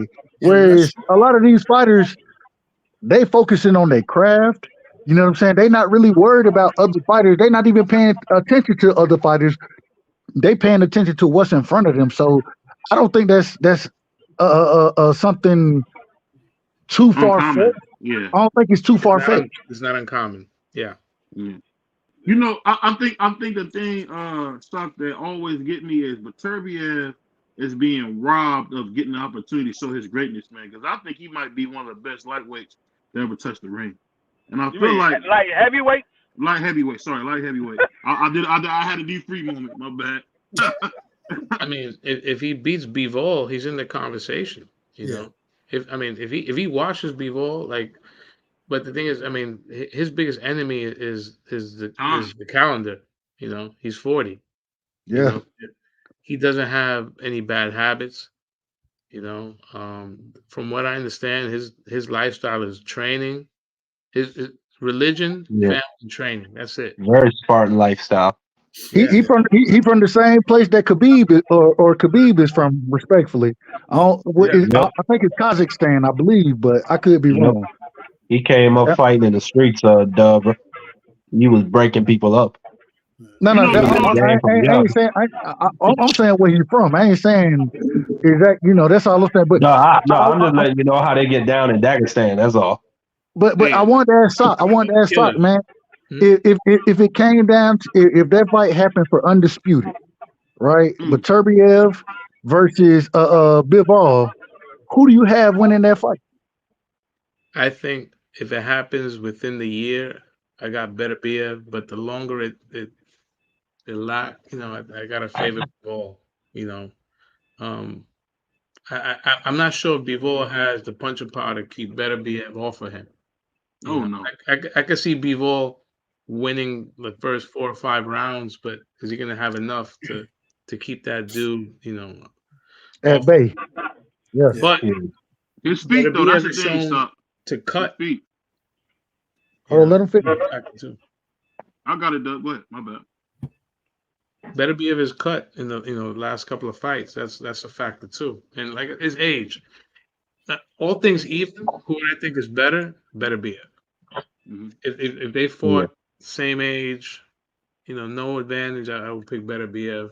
I always favor the puncher, but you know, it's not always the case. You know. Quick question: I done seen some of Beterbiev, whatever his name, respectfully him. I done seen some of his workouts. You being a strength and conditioning coach, what do you think about some of the workouts? I done seen the man with the 45-pound bar rotating it. I done seen different things from him that I ain't really seen from a lot of fighters. So what's your thoughts on his training? Well, it's that old Soviet style of training. You know, that's you know, there's different philosophies when it comes to training. I mean, I personally believe that you shouldn't overtrain. You know, give yourself enough. I think that's probably sometimes the fighter's biggest detriment. You know, guys leave their best in the gym. You know, I mean, it's different. That's the beauty of sports, right? There's a million ways to be successful. I would have to actually be there as opposed to just see little clips. You know, the way my nuts and bolts, my philosophy when it comes to strength and conditioning is I like to condition my fighters as if they're fighting the fight. So a lot of the stuff that I do is based off of a 3-minute round. You know, to be full honest, a lot of the stuff that I got was directly from Alex Ariza, who's a good friend of mine. I picked his brain, and basically that's how you know, if you were to sit in, you know, for a session, that's what we do. You know, we train for a 3-minute round. That's what you fight, right? And it's nonstop pressure, nonstop being able to exert as much strength and speed within that 3 minutes. So last question. Do you believe in, would you being a strength and conditioning coach? I done heard a lot of trainers speak on them not really liking their fighters to use weights. You know what I'm saying? Not to overbulk, those type of things. And I'm sure you take it fighter by fighter basis. I don't think you train every fighter the same way. But how do you look at that as far as too much bulk, too much muscle, that draining the oxygen out of you, those type of things. How do you weigh those when you're working with a fighter? It depends when we start working. Like if I have a guy, I give example. In my El Real, we don't have a fine line. We don't have a fight lined up. We train a lot different, kind of like off season than we do when we have a fight. We have a 6 week camp. It's a totally different routine. If I have a fighter that's moving up in weight, I want to get him as strong as possible. And then as weeks coming in, it's a totally different routine. So it depends on the situation. As far as bulking up, the only way you're gonna really bulk up if you increase your calories. You know, what I try not to do is it's functional strength when it comes to weights. The weights are a prop. I'm not training a guy to look like Ronnie Coleman or Arnold Schwarzenegger. It's functional strength. So I think that when you get the clashes between trainers and strength and conditioning coaches, I think a lot of it is ego. You know, we all have egos. But I think if the guys that are open minded, they know that we have a place in camps. You know, so as long as you're on the same page, I don't know if I answered your question. No. You did. You answered. It depends on what stage we at, what fighter Yeah, we dealing with. exactly. It's a bunch of variables, but we're gonna utilize depending on what you got going on. We're gonna utilize Mhm. the weights accordingly for It each also depends fighter. So how old the fighter is. If I I ain't mean saying work about with age. guys towards the end, I'm not going to train them the same way as someone who's got 10 fights. Like I said, a lot of guys get burned out. They overtrain. Can, You know, can I ask you and when you see an older fighter versus a younger fighter? So I'm gonna use two distinct fighters. I'm gonna say uh uh uh uh um Benavidez, somebody who we done seen miss weight, right? How would you train him versus somebody who we done seen be a Bud Crawford, somebody who ain't never missed weight, but we've seen him move up? What would be the difference in your or from your training style or your strength and conditioning style? What would be the difference? wow. I And would I say know it might be two. My apologies. I ain't no. trying to. This is hypothetically. I think Bud is someone who has come up in weight, right? So he's at a natural disadvantage if let's say his next fight tomorrow was at middleweight, right? That would be a little bit more challenging, but because I want to get him strong, but I don't want to compromise what the little advantages that he would have against a middleweight, which is his speed. So I would even say, you know what, I'll give the 2 pounds. I don't think there's anything wrong with coming in at 58. If he's fighting someone at 60. Because I don't want to make him lose the advantage that he has of speed. Benavidez, I mean, if you look at his body type, he doesn't look like the athlete that you would expect, right? He's built kind of like Tyson Fury. I think that a guy like Benavidez, his thing is all about gas tank. So you want to make sure that he's able to keep that high volume, and I think if he fights at light heavyweight, that would be interesting because you want to see if he could. Uh, um, what do you call it? Bring that punching power with him at 75, like he mentioned before. So you'd have to be in it, but both fascinating cases. Shit, I would love to work with both of them because that'd be a really nice Christmas in the Palmer household. Hey, Hey, hey, son, I want to man, ask you a listen. quick question, man. I Mhm. know we hearing a lot of stuff about the snack program. What do you think about all that? A lot of people say a lot of things about maybe the Snack. snack program. Yeah, the snack program is helping fighters knock people out. And I mean, what you I think mean, about all that? Mr. Conte. I mean, you reap what you sow, right? I mean, he's considered the godfather of steroids, and he marketed himself that way. But it's a good program, I know fighters that have used it. I've never personally used it, so I can't comment on it. Um, so I really don't know it, but I know it's a good brand. It sells well. And Victor Kane, he's been around a long time. Smart man, you know. For your fighters, do you especially with the testing, the VADA testing, those type of things, do you worry about what they may be taking outside of the regiment you're giving them, or do you try to just make sure that they stick to your regiment versus taking any outside supplements? Well, every state. I mean, I haven't had a fighter that has that's in the VADA program, but every state, like if you call the commission, they'll have a list of supplements that are, that are allowed. Um, so I think if you go by that, look, I mean, the guys that pop dirty, I mean, you know what you're putting into your body. So I can't say you can't always be given the excuse that they're naive. I haven't gotten to that level yet. Of what's the word I want to say? I mean, like I said, if you go by the commission list, they'll give you what's allowed and what's not allowed.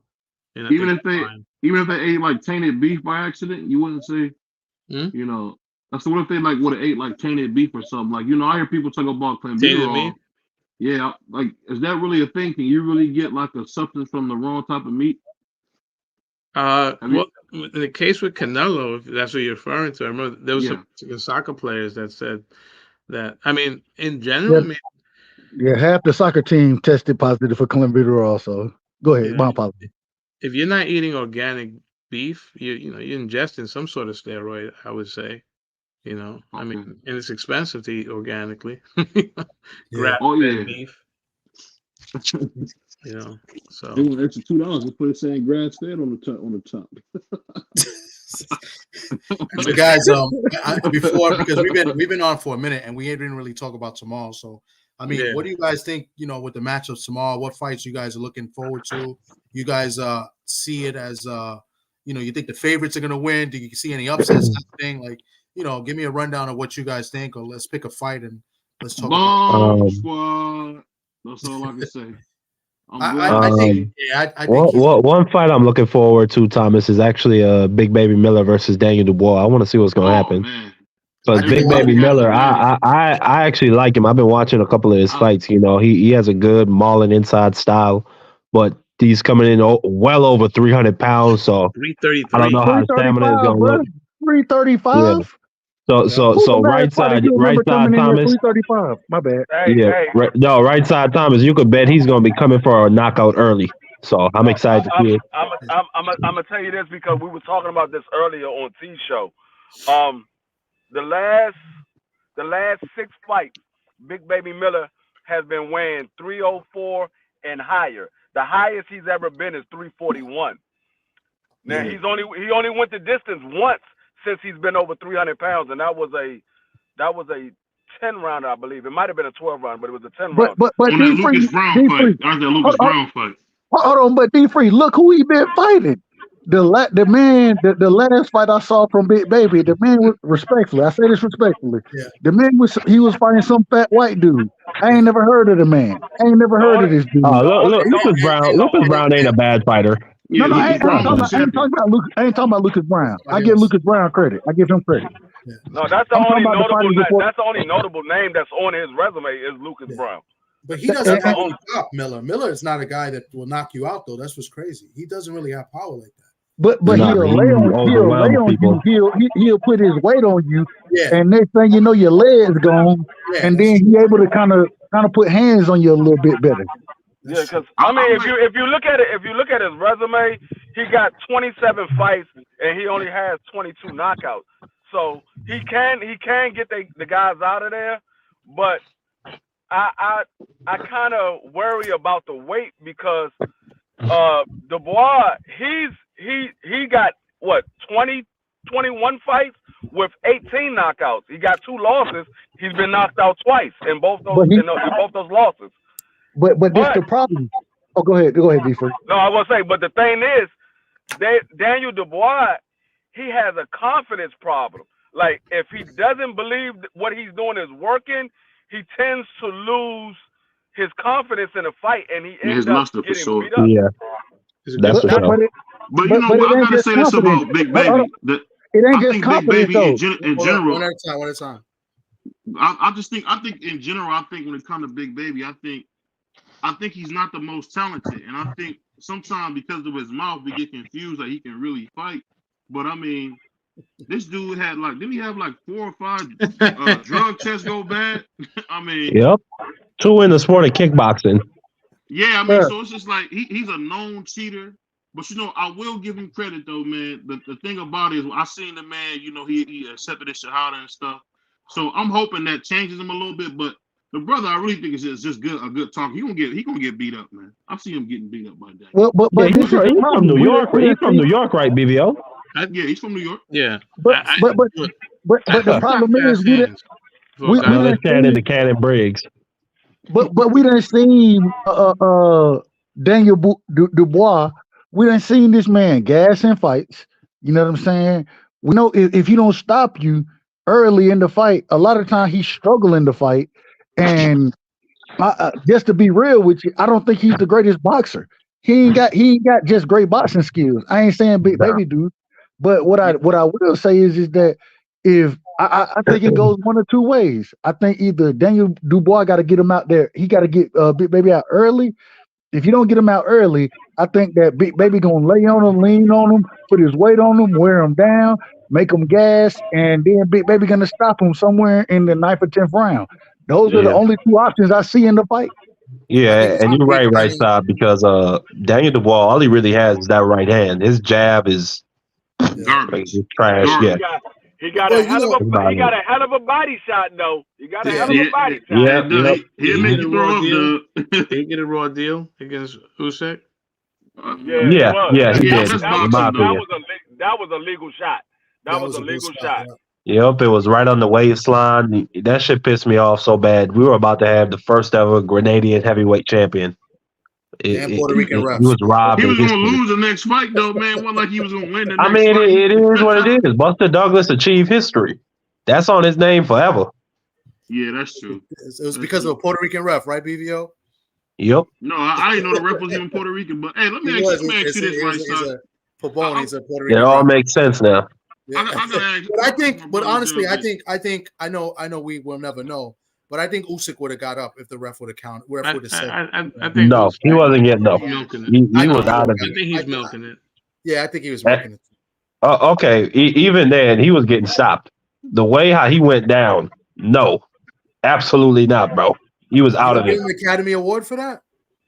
He's been down like that before. At least the Golden Globe. When you go down from a body shot like that, from a big heavyweight like Dubois, you think that you could just gonna be fine 10 seconds later? No, that dude would have been out. No, I personally think he didn't get hit. I mean, he got hit. It was a good shot. He got hurt, but I think he would have got up. But we'll never know. But it was on the belt line. It was on the belt line. Yeah, it was. I thought it was a good shot. It was legal. I agree. Yeah. It was the same shot that AJ hit him with, and it was the same referee. It was the same referee, Pabon? Same referee. Yeah, I remember that. Mm-hmm. I didn't know that. He's a cheater, man. He's a cheater. It was the same referee. Hey, this is not me being funny. He really robbed 2 fighters, man. Like he knows. But I gotta ask my brother, right side, this man. What you think about Anthony Joshua out there pouting and not looking like himself? I mean, usually up there with like 50 niggas. You seen him by himself this time. What's going on with Joshua, man? Is something wrong? I think he's in the toughest fight out of all of them. I think out of all of them, yeah. Chance for an upset. Oh yeah, for sure. That's a tough fight. Chance for an upset is him. I know. My fault, Dub. We cut you off, and the question was for Dub, but I just want to throw this out there. But Joshua's energy has been very, very awkward. I don't know if you guys peeped that. Like his energy and just his his vibe and like his whole appearance and his he's his over it, man. Language has been off. He's over. No. I think it's been like that since he lost to Usyk the first time. His energy has been off. It's been kind of weird. Yeah, this is who Joshua has been, man. It's just that I think he don't care no more. I think he's done trying to be I think he's done trying to be Russell Wilson and trying to kiss babies and be the good guy. It's like, fuck you niggas now. I tried to be a pillar of the community. I tried to be an icon. You niggas hated it. So fuck it. You think so? Listen, if that's the case, I'm sorry. I keep doing this though. I'm so sorry. Come on, Puerto Rico. I think that's a good thing if that's really the case. But I don't even think that's really the case. Go ahead, Dub. Sorry about that. Dub? No, you good, brother. You good. Ain't no problems. Ain't no problems at all. I agree with what you're saying. I think it's a facade, bro. When we seen AJ at his best, AJ he was engaging. AJ was the front runner. You know what I'm saying? He should be the front runner in this fight, in my opinion. The problem is that as quiet as kept, Otto Wallin, that man can box. He can box. And AJ struggled with good boxers. He struggled with good boxers. It's been shown time over time. You know what I'm saying? And so I got AJ winning the fight. I got him winning the fight. But I do think I think it'll go to the decision. I don't know if he can stop him. I don't know if he's gonna stop him. And the reason I don't know if him working with Derrick James. Derrick James teaches a style of fighting that AJ ain't really comfortable with, in my opinion. You know what I'm saying? And so because of that, I do think that there's gonna still be some struggle there. But I do think that AJ he's the better talent. But overall, Otto Wallin, man, he presents every issue for AJ that you don't want to see him in there with. Anybody who can truly box, you don't really want to see AJ in there with boxers, bro, because the man can fight. Yeah, he a good fighter. But at the same time, he ain't no great boxer. And if you can outbox him and frustrate him, we done seen this man get we done seen him get frustrated. And so I did my bad right now. I disagree with what somebody said. Somebody said that AJ versus Wiley, that's the most upset. That's the most likely upset. No, I think it's Wilder versus Parker, and a lot of people overlooking that. Hold on. No, you out your mind. This man has been out the ring 2 years. This man has been out the ring 2 years. Only fought 2 fucking minutes of a fight. The other times we've seen him, he's been getting beat silly by a 280-pound fucking gypsy. There's only one dude that can do him like that. But let me say.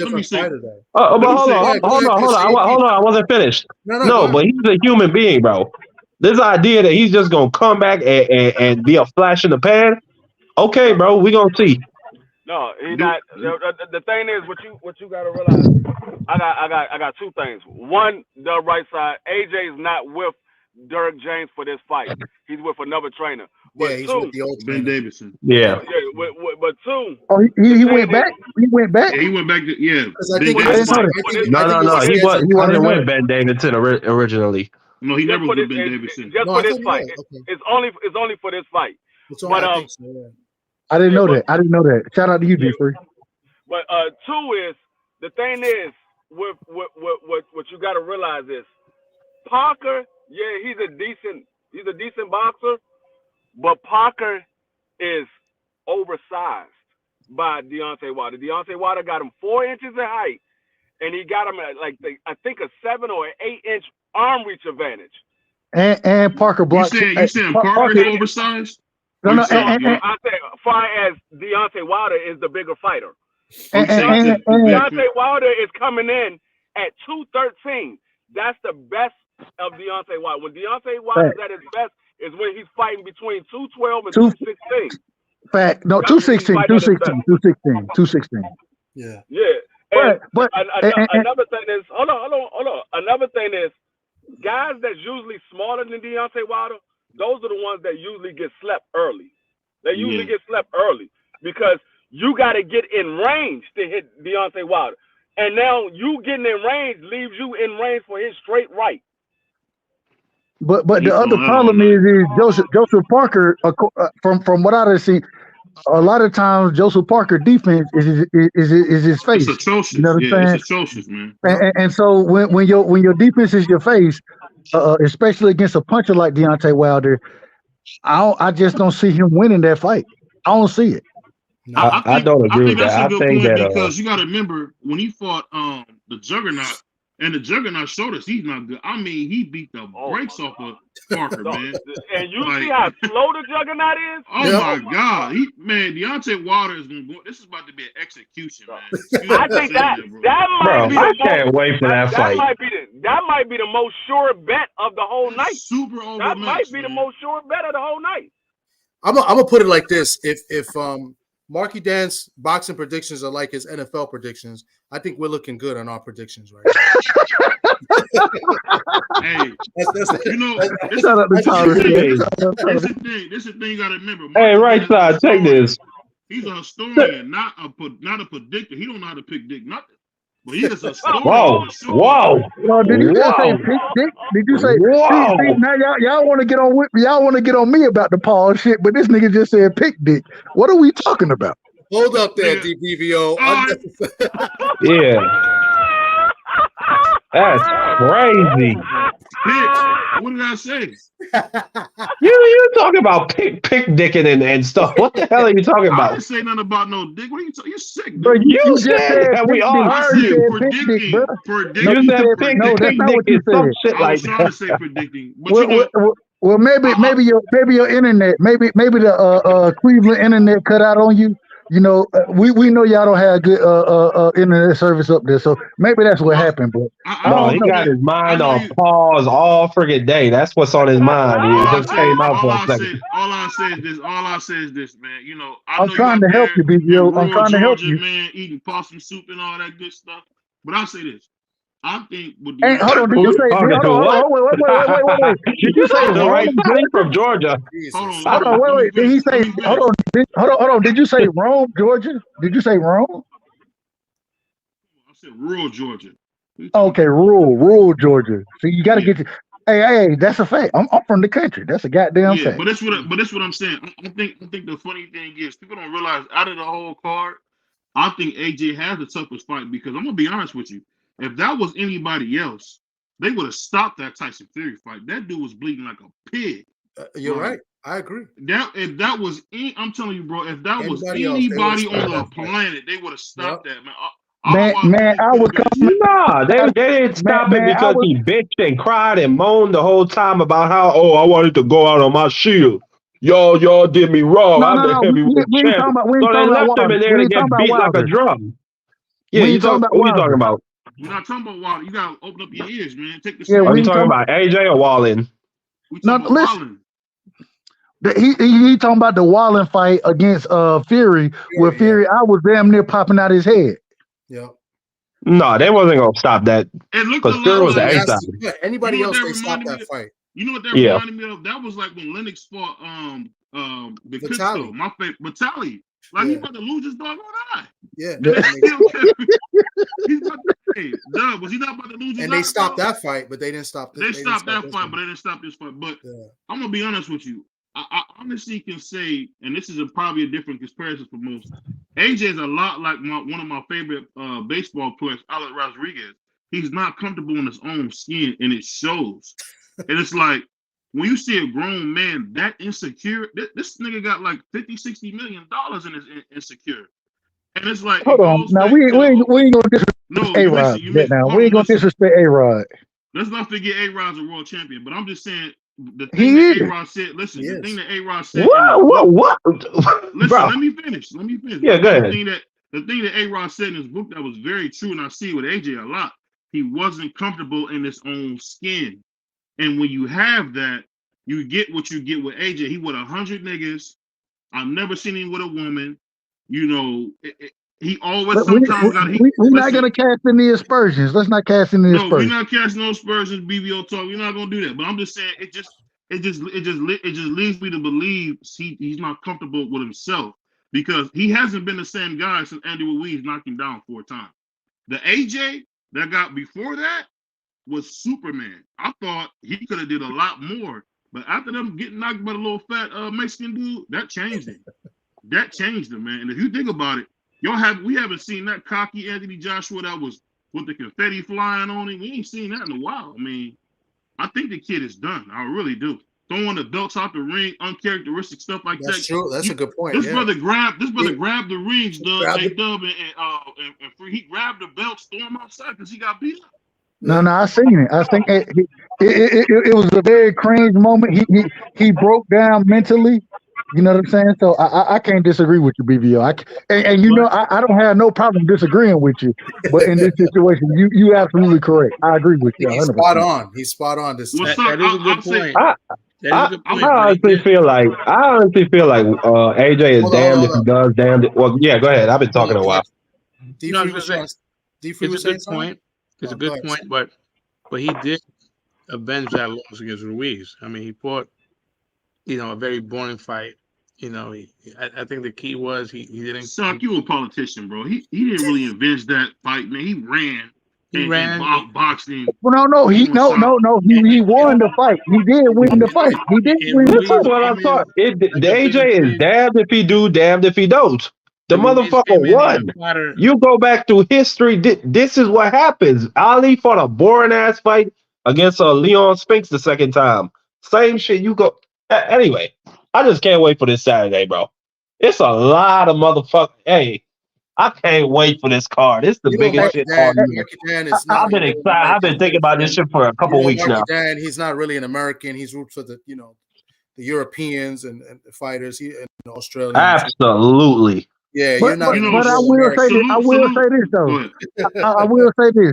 I do hope that AJ win, and the reason I hope AJ win because I think Wilder win, and I hope Wilder win, and then we can get, according to reports, if both of these individuals win, they fight. That's the fight we're gonna get next, and I've been wanting to see this fight for a minute. AJ versus Deontay. So.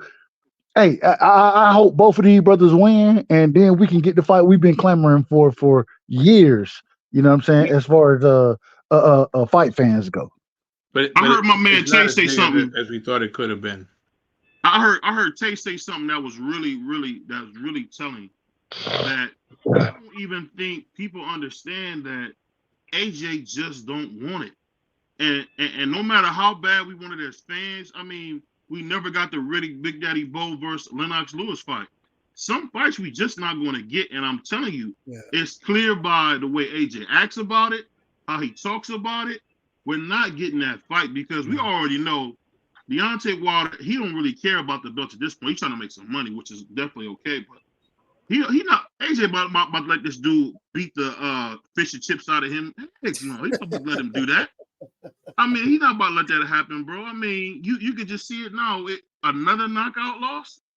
Socrates, what's your thoughts on that fight, on both of these fights, and then if they both win, AJ versus Deontay Wilder, what's your thoughts, Soc? Well, at this point, they need each other. So, like, neither one of them could kind of like say, oh, I could do bigger and better things. No, they kind of need each other at this point. It doesn't have the same cachet as it did 5-6 years ago, when it was rumored to, when it should have happened. I'm kind of like you. I hope both guys win. They're fighting two tough opponents. Joseph Parker's no slouch. I agree with Marky. The inactivity of Wilder can be a factor. I mean, he's fighting a real fight. Joseph Parker's not a bum. But I still believe that Wallin can win that fight. I want to see what happens in the 6th round of an even fight. Does Anthony Joshua have what it takes, to beat Wallin? I think let's get past the 6th round, and I want to see if he still has that championship heart. Because he faded down the stretch against Usyk. And he's a solid guy. So if he get past the 6th round, then I think AJ gonna be in trouble if he get past the 6th round. That's my personal opinion. What's your thoughts? Yeah, you ain't lying about that. That's gonna get ugly if they go past the 6th round. I think it's gonna get ugly. I'm a little biased. Wallin is a New Yorker like me. I think that y'all New Yorkers. I'm a Georgia boy now. I'm a Georgia boy. So go ahead. My apologies. Where is that? Where is Georgia? This nigga said, "Where is Georgia?" Go ahead, son. This man out of order. He out of order. I wasn't talking to you, bro. I wasn't talking to you, man. My bad. I should have messed up. I wasn't talking to you. Okay, go ahead, son. Because BBO out of order. He out of order. I think Wallin has a more than a big chance of upsetting the apple cart. You know, I think he's really good. Who And you So let's picking? so let's go across the board. So we'll Hold start on, with hold you. on, hold on, wait. Yeah. Who are you picking? Who are you picking? who am I picking? Yeah, respectfully. And then I go. Uh, My apologies, Thomas. No, no, no, no. Go ahead. That's cool. Who you picking, bro? You don't. I'm going Wallin. I ain't mad at you. I ain't I mad go with at you. Wallin. I Damn, was I gonna ain't mad. say let's go across the board and kind of like give our predictions. I guess in the top, there's three. I mean, there's good fights overall. I mean, good names, but there's only three fights we really kind of care about. And so I guess let's give our predictions. We'll start with the Joshua Wallin fight, which is I hear is the main event. That's going to be the last fight. So Sock says he's got Wallin. Who does the great Bundini have? I would say I need you guys in the private chat to give me your shirt size numbers. I keep seeing all this merch. We got the BBO boxing merch. I want to see y'all. What's wrong with that? Has nothing to do with what we're just saying. Hey, if you send me a hoodie, I'll wear your hoodie on my live, but it got to be a hoodie. Don't send me a shirt. Send me a hoodie. Okay. BBO, who you got, Wallin or Joshua? I got Wallin. Got Wallin. I agree with pretty much almost everyone here except probably Marky Dan. I got Wallin. And I got Wallin in a split decision, which and I say split decision because it's probably going to be unanimous, but they'll try to, there'll be one judge that'll try to give AJ the fight. So I got Wallin in a split decision victory. D Free. I'm going out on a limb since all three of y'all got Wallin. I'm picking AJ, and this is more me hoping versus me truly being an analyst of the sport. This is hope, and the reason I'm hoping is because I want AJ to be Deontay Wilder food. So I'm picking AJ to beat Otto Wallin by knockout. I'm picking the knockout, and damn it, and the only reason is like I said, because Deontay Wilder, that's my country brother right there. He from Alabama, I'm from Georgia. Shout out to that brother, man. And I want AJ to be his food before anybody else. Well, we didn't already see AJ lose, but I don't want to see AJ lose to Otto Wallin versus a Deontay Wilder. So I'm picking AJ to win the fight. And this is all bias. This is all biasness and fanboyism from myself. I'm gonna be honest. Let's go to D3. Marky Dan, we're going to save you for last because we know where you're going. So we'll save the best for last in this case. So go ahead, D3. I got Otto Wallin in a majority decision. I like the confidence that Otto Wallin has. And we got to remember, he arguably won that fight against Tyson Fury. And I think Tyson Fury is a better boxer, a better fighter than AJ. And so I got him in a majority decision. And now to the guy that's going against us, Marky Dan. Yeah, I got AJ by knockout. I want to say round 7. Yeah, he has to come through in this fight. Just listening to the way how people are talking about him. Yeah, he has to make it happen so we can make the Wilder fight happen. What? Hold on, bro. I'm not done. I'm gonna let you finish. I'm gonna let you finish. I just want to say, I hope you absolutely correct, and you my brother. I hope AJ get this done, but God, hey, go ahead. My apologies, my apologies. But I hope you're right, brother. I hope you're right. No, I think at this point, AJ is the lowest hanging fruit in boxing. Ever since he lost to Ruiz, people just like to pick at him about literally anything he fucking does. This man could walk down the street and people would have a fucking problem with the way how he walked. But anyway, I got AJ knockout round 7. Okay. And let me just add to that I'm with Dub right side here. I kind of hope AJ wins. And how great would it be? And it would sell more. If Deontay wins by, big knockout, let's say early, right? And then AJ comes on right after that. And you got to think after seeing Wilder just maybe knock out Parker. Now, this is all predictions. We know what's going to play out. But think about it. He's going to come into the ring facing this guy, Wallin, and they say maybe after a big knockout by Wilder. And what if AJ goes in there and just destroys while in. That would take us, to the next, what everybody wants to see, both guys finishing the show. So I kind of want what Dub wants and kind of what Marky Dan wants, even though it's not what he wants. He's predicting it. It's probably what he wants too, but to each their own. Hey man, I would say this. Hold on, BVL. Real quick, BVL. Thomas, and that's exactly what it.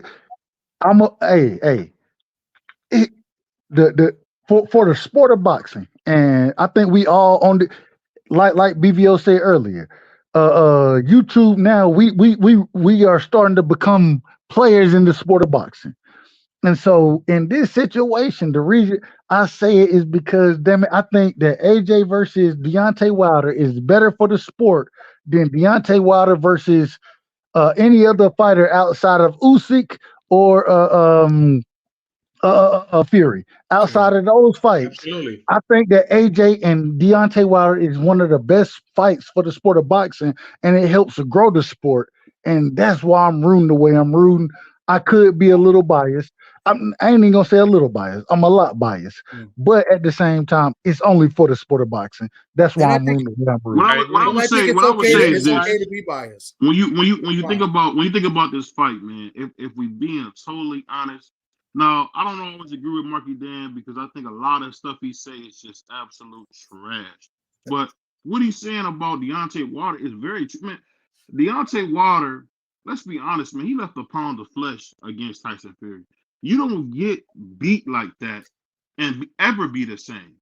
I mean, that second fight, we could say we won. I mean, he Right. Tyson Fury took his belt off and beat him to death. I mean, I was wondering, like, I remember he was mad at his trainer. I thought he was gonna get the gurney out. He was getting beat so bad. I remember his ear was bleeding. And then to go in the third time, and you look a little bit better, but still get beat to death. I mean, he beat the braids off this dude. I mean, it was fried chicken, Kool-Aid everywhere. I mean, he beat him to death. So No the thing that problem. he's going to be the same, and I'm going to be honest with you guys, and I hate to say this, but AJ has shown us he's a very weak individual. And whatever happened when he fought against a little chubby kid from, Mexican chubby kid, he's not the same. Wilder's not the same. And I'll be honest, we're going to be very disappointed when we get that fight. There's going to be two old, washed up niggas in there thinking about what they could have did 5-6 years ago. I look back, it was like 2018, 16. Like, Hey, BVO. Can I ask the panel question, BVO? Let me finish. Hold on, I'm gonna let you finish, bro. I'm gonna let you finish. Hold on. Let BVO finish because listen, BVO is listen. This man out of order, man. He out of order. Let me finish. This is what I'm saying. I think it's just one of them things where, and Thomas said this all the time, we can't romanticize the past. No matter what, Deontay Wilder's not going to be that dude that we seen make Mr. Brown take a nap on the ropes. He's not that anymore. And AJ's not the dude. He made somebody. The guy almost 2 fucking years ago, Thomas. Yeah, it's not 2 years. It's last year in 2 months. Robert Helenius' eyes rolled to the back of his head off of a check shot. And think about this, Tommy. This is the same guy who knocked out Prince Charles Martin either. I think we really got to understand these niggas are old. I mean, but the one thing. Hold on, BVO. No, you capping now. Because listen, I'll let you talk. No, you capping. I'll let you talk. Let me finish. Nah, but let the man finish. I think what we got to do now, and I'm being totally honest, and Sock knows this too. We got to start looking at the guys like Herkovich, Zane, because this whole Deontay Wilder, AJ bullshit is over with. These niggas are done, finished. Put the sign on, because at the end of the day, man, everybody has their time, man. It's over with, bro. It's over with. That's just my opinion. Just a young brother who's been watching boxing since 1995. I've seen this before. These niggas are old, man. It's gonna be James Toney versus Holyfield. One second. And I think that's fair to say that, but BVO, I mean, BVO, what's up? A lot of miles. And I think that's fair, but I think it's a fair statement. But the focus is on we're talking about tomorrow's fights. That's just the reality of what it is. I mean, you over here talking about their old guys, but we're talking about tomorrow's fights. It's not about that, Tommy. It's not about that. I'm gonna tell you why it's not about that. Since they had the whole damn promotion, hasn't been about that. It's been about, are we gonna get AJ versus Deontay Wilder. Now I know you like to say little goofy stuff. This whole card is the set the pace for AJ versus Wilder. And at the end of the day, I'm trying to tell you, it's so much more to boxing than for us to keep worrying about these guys. All right. We got that. BBO, we got that. We got that. This is the thing, though. This is how we know how big of a fight this is. The same way you just said, this whole card has been about AJ versus Deontay Wilder. You just said that, right? Correct? Right. And this is how we know how big of a fight it is, because these individuals are willing to put these niggas on the same motherfucking card, and they not fighting each other. They're not fighting each other, but they willing to put them on the same fucking card and pay and shout out to Saudi Arabia. You know what I'm saying? They got the money to do these type of things. But this is what they're doing. And so what? Hold on. Let me just finish. If he's gonna finish his point, let me finish mine. No. I'm sorry. Go ahead. And so if that is the case, it shows that, and when we talk about heavyweights, we can't age with heavyweight is different than age with any other division, right? So when you say, even right now, niggas will tell you that Jared Big Baby Anderson is the goods. I think he the goods. I do think he the goods. But at the same time, if you put him in the ring with some of these older guys, if you put him in the ring with some of these older guys, then he gonna get stopped. And the reason is because power is the last thing that leave you, and this is what heavyweights rely on, is power. This is why this fight is so big, and this is why even at the age that these individuals are at, Saudi Arabia is willing to put on a card with all them on the same card to build a fight for them to be, according to what, if both of them win, they saying that this fight gonna happen in March. This is what we all sit here and wait for. The heavyweight division has always carried the sport of boxing. It hadn't did it recently as much as we wanted to, but at the same time, even then, you can put fights like Charles Martin and Luis Ortiz on pay-per-view. Why can you do that? The reason you can do it is because the heavyweight division has always carried the sport of boxing. And this is them saying that we want the sport of boxing to continue to move forward. So we're going to put on a massive heavyweight. This is a heavyweight card all the way through and through, outside of Bivol and Ja Opal, the brother from Australia. Respect. Lyndon Arthur. He's from England. I just want to be the stat man real quick. I don't know if you remember back in the ESPN stat man, but BBO, you mentioned you want to see the younger guys, and you mentioned Zhang is 40 years old. So I just want to throw that. Thank you, J.A. Dixon. I was going to say that, but thank you. I just want to show that other people know that as well. But he's 40 years old. So hold on. Zhang is 40, right? Yeah, no. I just wanted because BBO said Zhang. No. I'm agreeing with you. I'm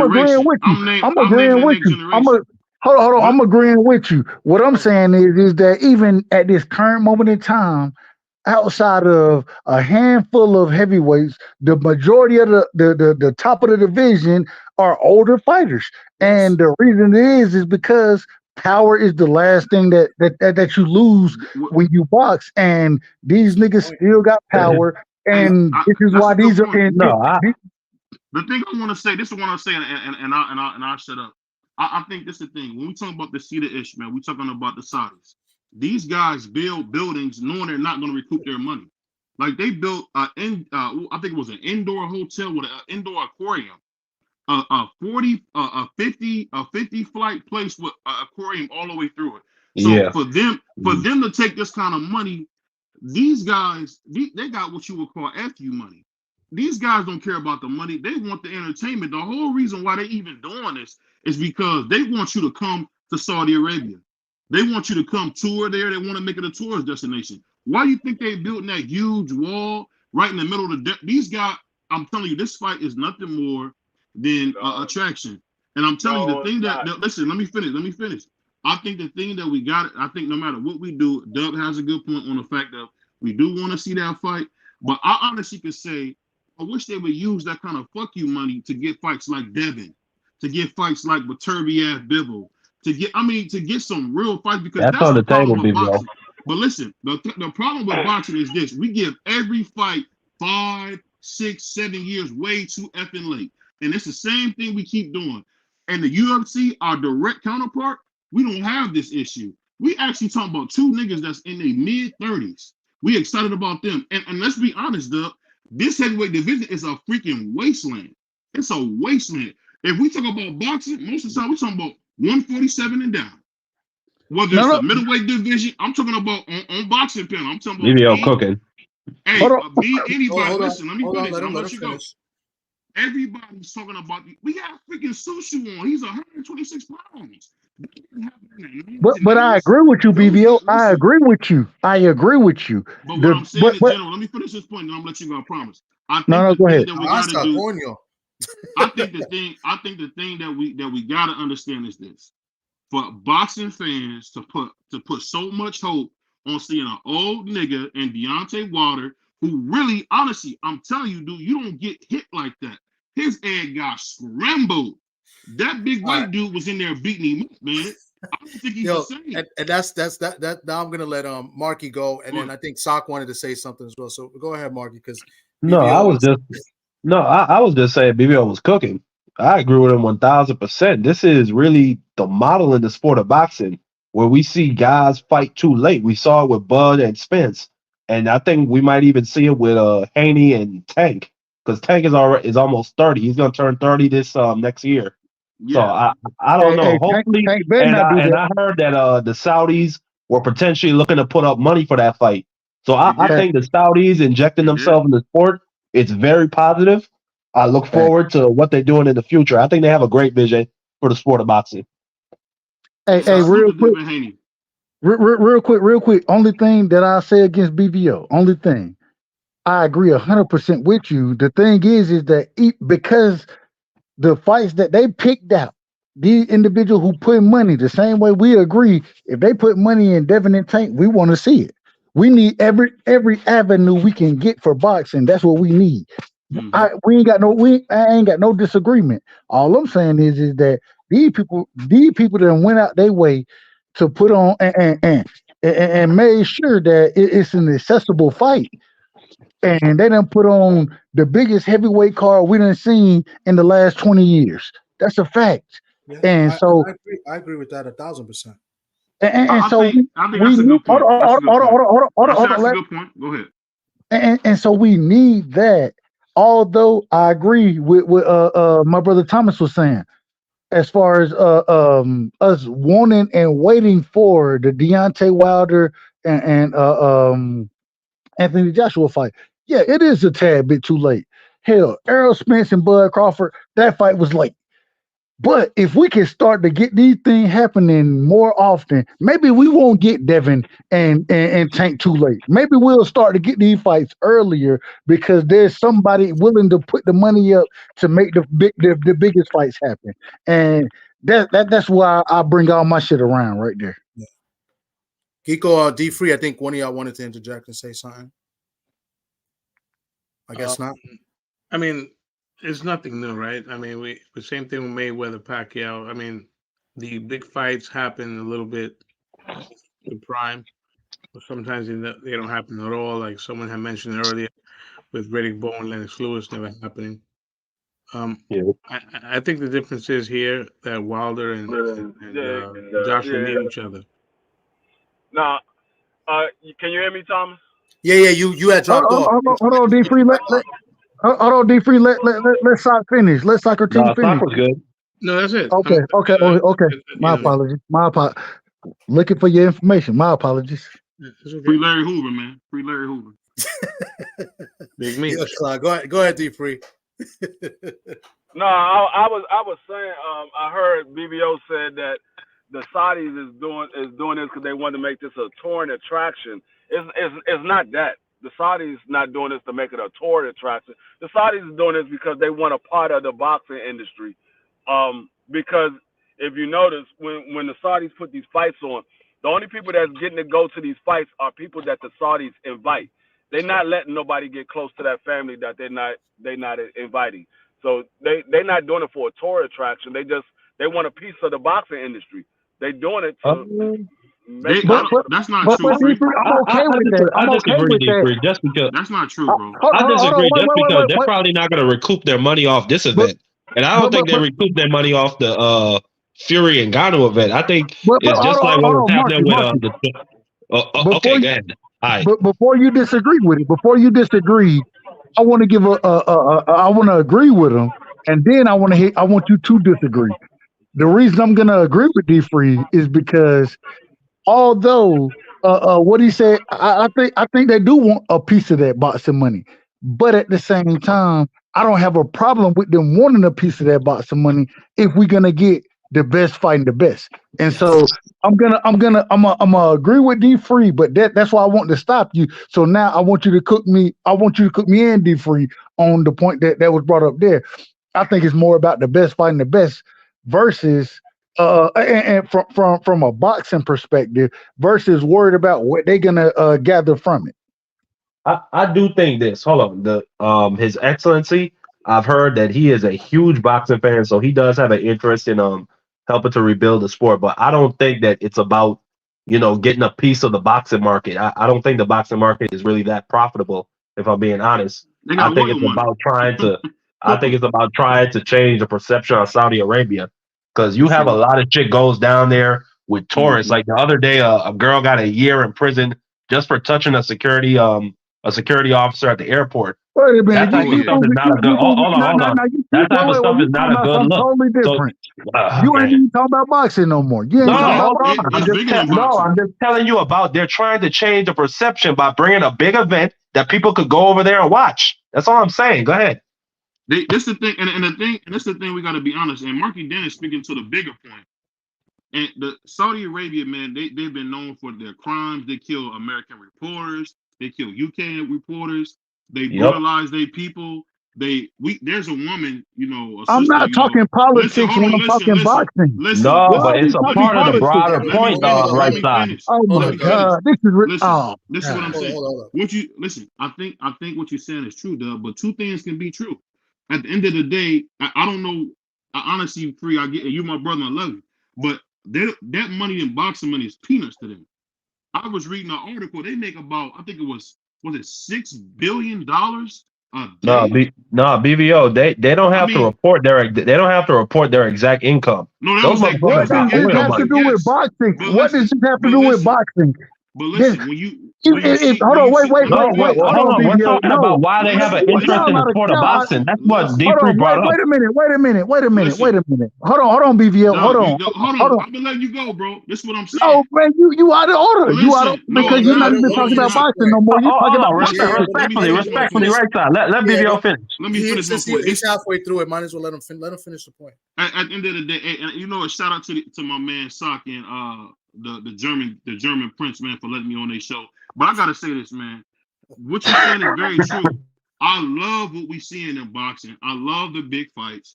At the end of the day, the king has been very gracious with his money. I'm telling you, they just want people to come. They just want people to come there, have a good time, but you gotta follow their rules. The thing that's so crazy about this fight is this. So I don't know if you guys seen the purses. These guys weren't gonna make that money nowhere else on the planet. So of course they took that money. Of course they took the fight. But I'm excited I'm gonna be positive on this one. I'm excited that boxing is actually getting some type of light. I don't know if you guys seen that commercial where you see Eddie Hearn, who's a crook. You seen what's the guy from Queensbury? You see my man from Queensbury. You seen Deontay Wilder. You seen Otto Wallin. You seen Dimitri Bivol, Frank Warren. You seen all? Did y'all see that big commercial they had to see our fighters? It was almost like a Cartoon Network concert thing. We got to see all the shows, all the great boxers, all in the same room. And I just think the Saudis for giving us this. It doesn't change that we about to watch two old niggas try to relive something that should have been happened. Because I'm telling you, man, no matter what we do, man, we need to focus on. And I'm gonna do this. Me and my brother Free gonna do it. We're gonna focus on the next phase of boxing. That's the Devin Haney's, the Tank Davises, the guy we had on the day, Shu Shu, Bruce Carrington. We want to focus on these guys because these guys we're talking about now. This is like, I don't know if you remember the song that Run DMC had. We down with the Kings. Like, I don't give a heck care about that. I like the NWA. Their time is over with. Deontay Wilder is done. So is AJ. It's over with. Yeah, It's I all get about your the I get your nuance. point, but but you speaking for you and other fans that think like you, and I think it's a fair point. I got no problem with what you're saying, but there are people like me and like Dub Rice side and Sock and others. We have different views, and we're interested in these fights, and maybe we're not interested in the matchups per se tomorrow, but we're interested in what could happen. Because me, and I'm speaking for myself, I want to see AJ fight Wilder. I want to know what's going to happen, no matter how old they. I mean, let's not get pasado. Let's not get too far ahead. If they Come fight on, Manu. this coming year, but what I'm saying, if they not 10 years down the road, but I'm still interested in that fight. So I get your point. And I think it's a fair point, but there are people that want to see it, and we're not going to tell until after the fight's done, until the numbers come out, because the last time they did a pay-per-view, it was Fury and Ngannou. And it did terrible. It only did like 50,000 buys. So let's see what happens with this card. This is a big card. They throw concerts in between like every fight. So I mean, let's see. That was the best hey, Tommy, I ain't gonna lie. That was the best halftime concert I ever. Hey, Dub, you see that concert? Was it baby? And Kanye West on there. I'm like, whoa. It should have did 50,000 buys because that shit was horrible. Yeah, it was, but I'm just saying that's just the last one, so they got to But overall, what I think the bigger point is that I ain't trying to make it political. What I'm talking about is boxing, and when I have individuals like the Saudis, like my brother Thomas just said, even though this is an aged fight, it's an aged fight. Hell, Spence and Bud, in my opinion, was an aged fight, but at the same time, I wanted to see the fight. I still want to see it. And I still want to see this fight. So all I'm saying is when they're given an avenue for fights to be made, I'm going to support it. I want to see the fights. I don't give a damn who paying for them. I'm not worried about your agenda. I ain't worried about none of that. I'm worried about watching niggas get in the ring and put hands on each other. That's what I want to see. I mean, at the end of the day, the only people that matters and who they want to see the fight is the casuals, because the diehard boxer fans, they're gonna watch boxing. They trying to bring in the casuals. The casuals, the ones that pay majority of these purses. So if the casuals want to see AJ and Wilder, that's what they're gonna put on AJ and Wilder, because they pay a majority of the purses. It's all about what the casuals want to see. And so if they know that the casuals want to see this, they still talking about AJ and Wilder. That's what they're gonna put on. And I mean, last time I checked, AJ is just hitting 30. He's not that old. He's 33. Wilder, he's my age. He's 33. He's not that old. He's same age as Canelo. He's not that old. Wait, hold on. He's younger than Bud Crawford. He's not that old. Hold on. But at the same time, at the heavyweight division, age is different than any other division. You can't look at age the same way you do in the heavyweight division as you do in other divisions. It doesn't work that way, because power is the last thing you lose. And a lot of times these older niggas, they continue gaining strength. Look at goddamn these Zane. ain't the Klitschko's. These ain't the Klitschko's, dog. This is the thing you missing. These ain't Klitschko. This isn't old man Evander Holyfield. This ain't James Toney. This ain't Roy. These guys are not on the same planet. I know what you're saying. These guys are not as skilled as those guys that we and you seen growing up. See, me and you seen some real live heavyweights. It's not like that. These guys couldn't wipe Benedict's shoes, bro. These guys, I can't compare errors. I can't compare errors. I can only compare fighters that's gonna get in the ring with each other. So I'm not trying to compare errors, bro. I want to see the best fight the best. Do you know that David Tua probably will be champion now? Let me ask you a question. BBO. He'll knock out Usyk. Let me ask you a question, BBO. Let me ask you a question. Go ahead. So we already have Usyk and Fury reportedly fighting for undisputed. Okay, cool. In the heavyweight division right now, what other fights do you want to see in the heavyweight division outside of outside of Usyk and Fury, because they both tied up? Give me some other names that's not on this card that you don't want to see. I want to see Herkovich versus Big Baby Anderson. Yep. I want to see that bad. I want to see that bad. I think Herkovich got a lot of skill. But no, listen. No, he don't. No, he does not. That's hold on. That's okay. No. I asked him a question. I asked him a question. Let him answer the question, and he answering the question. Let him finish. I appreciate that. I think, and I get what you're saying, Free, because Herkovich stole one from Zane. I get that. But I think if you're talking about the young, you know who I really want to see? I want to see Frank Sanchez versus Big Baby Anderson. I mean, no, Frank Sanchez is older than all of them. Frank Sanchez is older than all of them. Well, technically he is, but they say he's not. So we don't know that. We don't know that. Hold on. I want to make a point about Big Baby. Real quick, but he probably 43. I want to make a point about Big Baby. He about to kick us off the show. Yeah. I'm sorry. It's getting late. I mean, we've been cooking. I'm about to go live, bro. I'm about to go live. So we can move it. I know Sock's a little tired. I'm a little tired. I got to do something real quick here. And then tomorrow we got to get. I got to get up early for more shopping for the holidays and stuff. But real quick, I'm gonna let you guys speak and close out. I just want to first off and foremost, I want to say thank you to everybody on the panel. I appreciate you guys. I think we did a great show. I know Dub and Mark, you didn't get a chance to talk to Bruce. I apologize. That's cool. On the next one, you good. Shushu, what I wanted to do and what I want to say is, I appreciate you guys. And, me personally, I'm not the smartest guy when it comes to boxing or, I think I know a lot about sports. And we talk about a lot of sports. And we didn't get to talk football today. Maybe we try to set a time to do it tomorrow. We didn't do our picks. I wanted to talk about the baseball contract that's been happening. But, we do everything. And, to have you guys and each of you got a special, in your own way. And I appreciate you guys. And I just want to personally say thank you. And then also I want to thank Sock because Sock brings the guest on.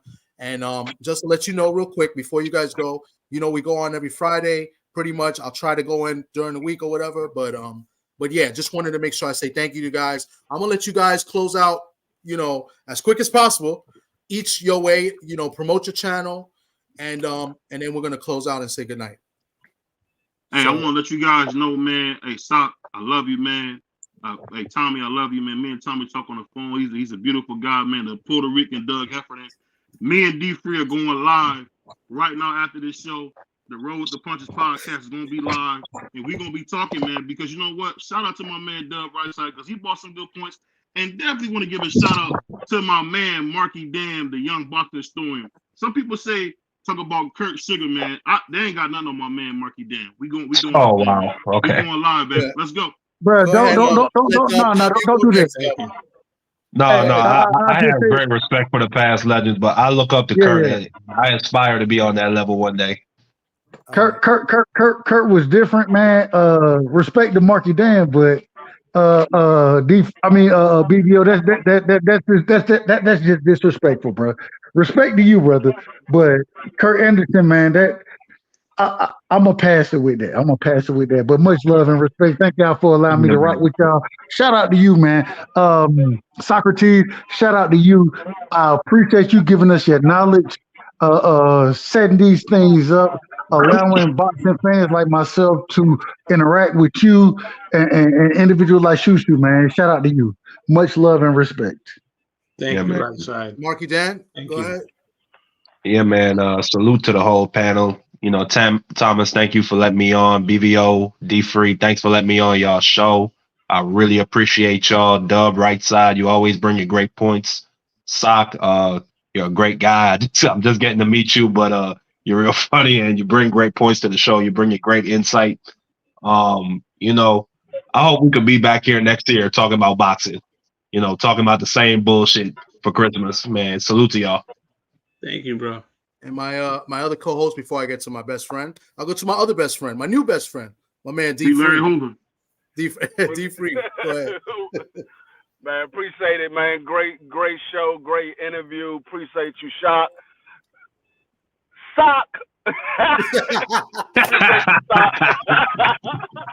My wife is gonna kick my ass. Appreciate you, Thomas. Man, it was a great show, man.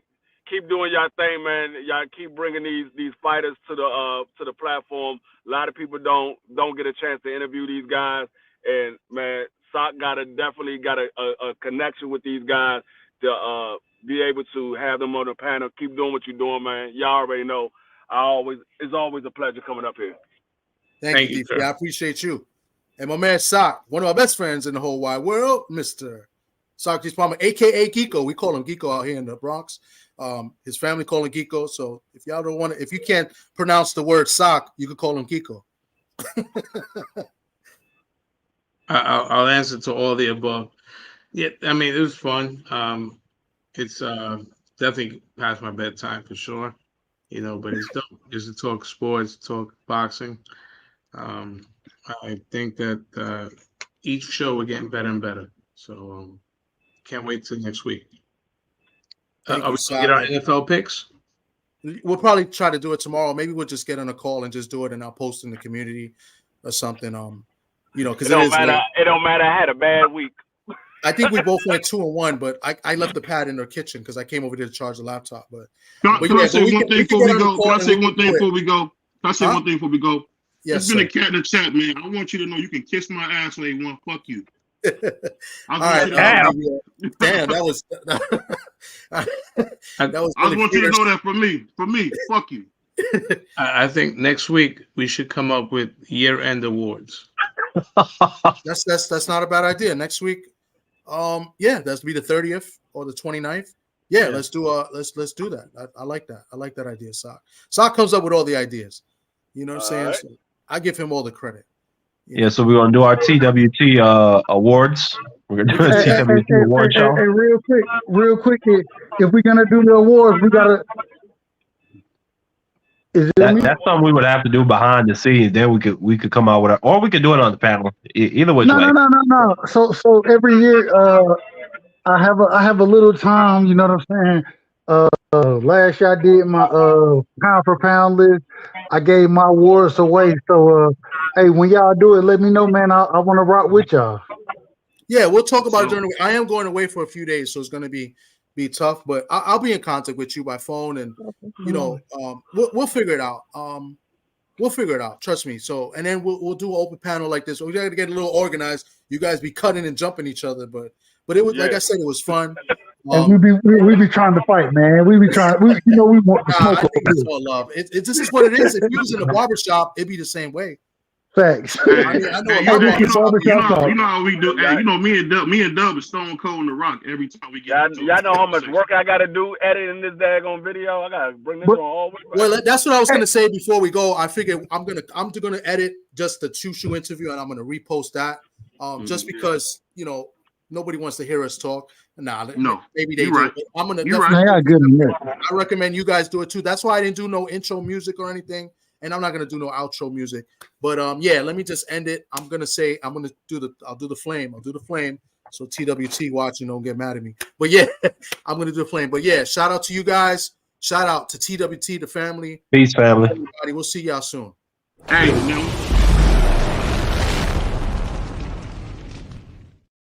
Go ahead, BVOs. Go ahead. Oh, he's gone. All right. Later, Sock.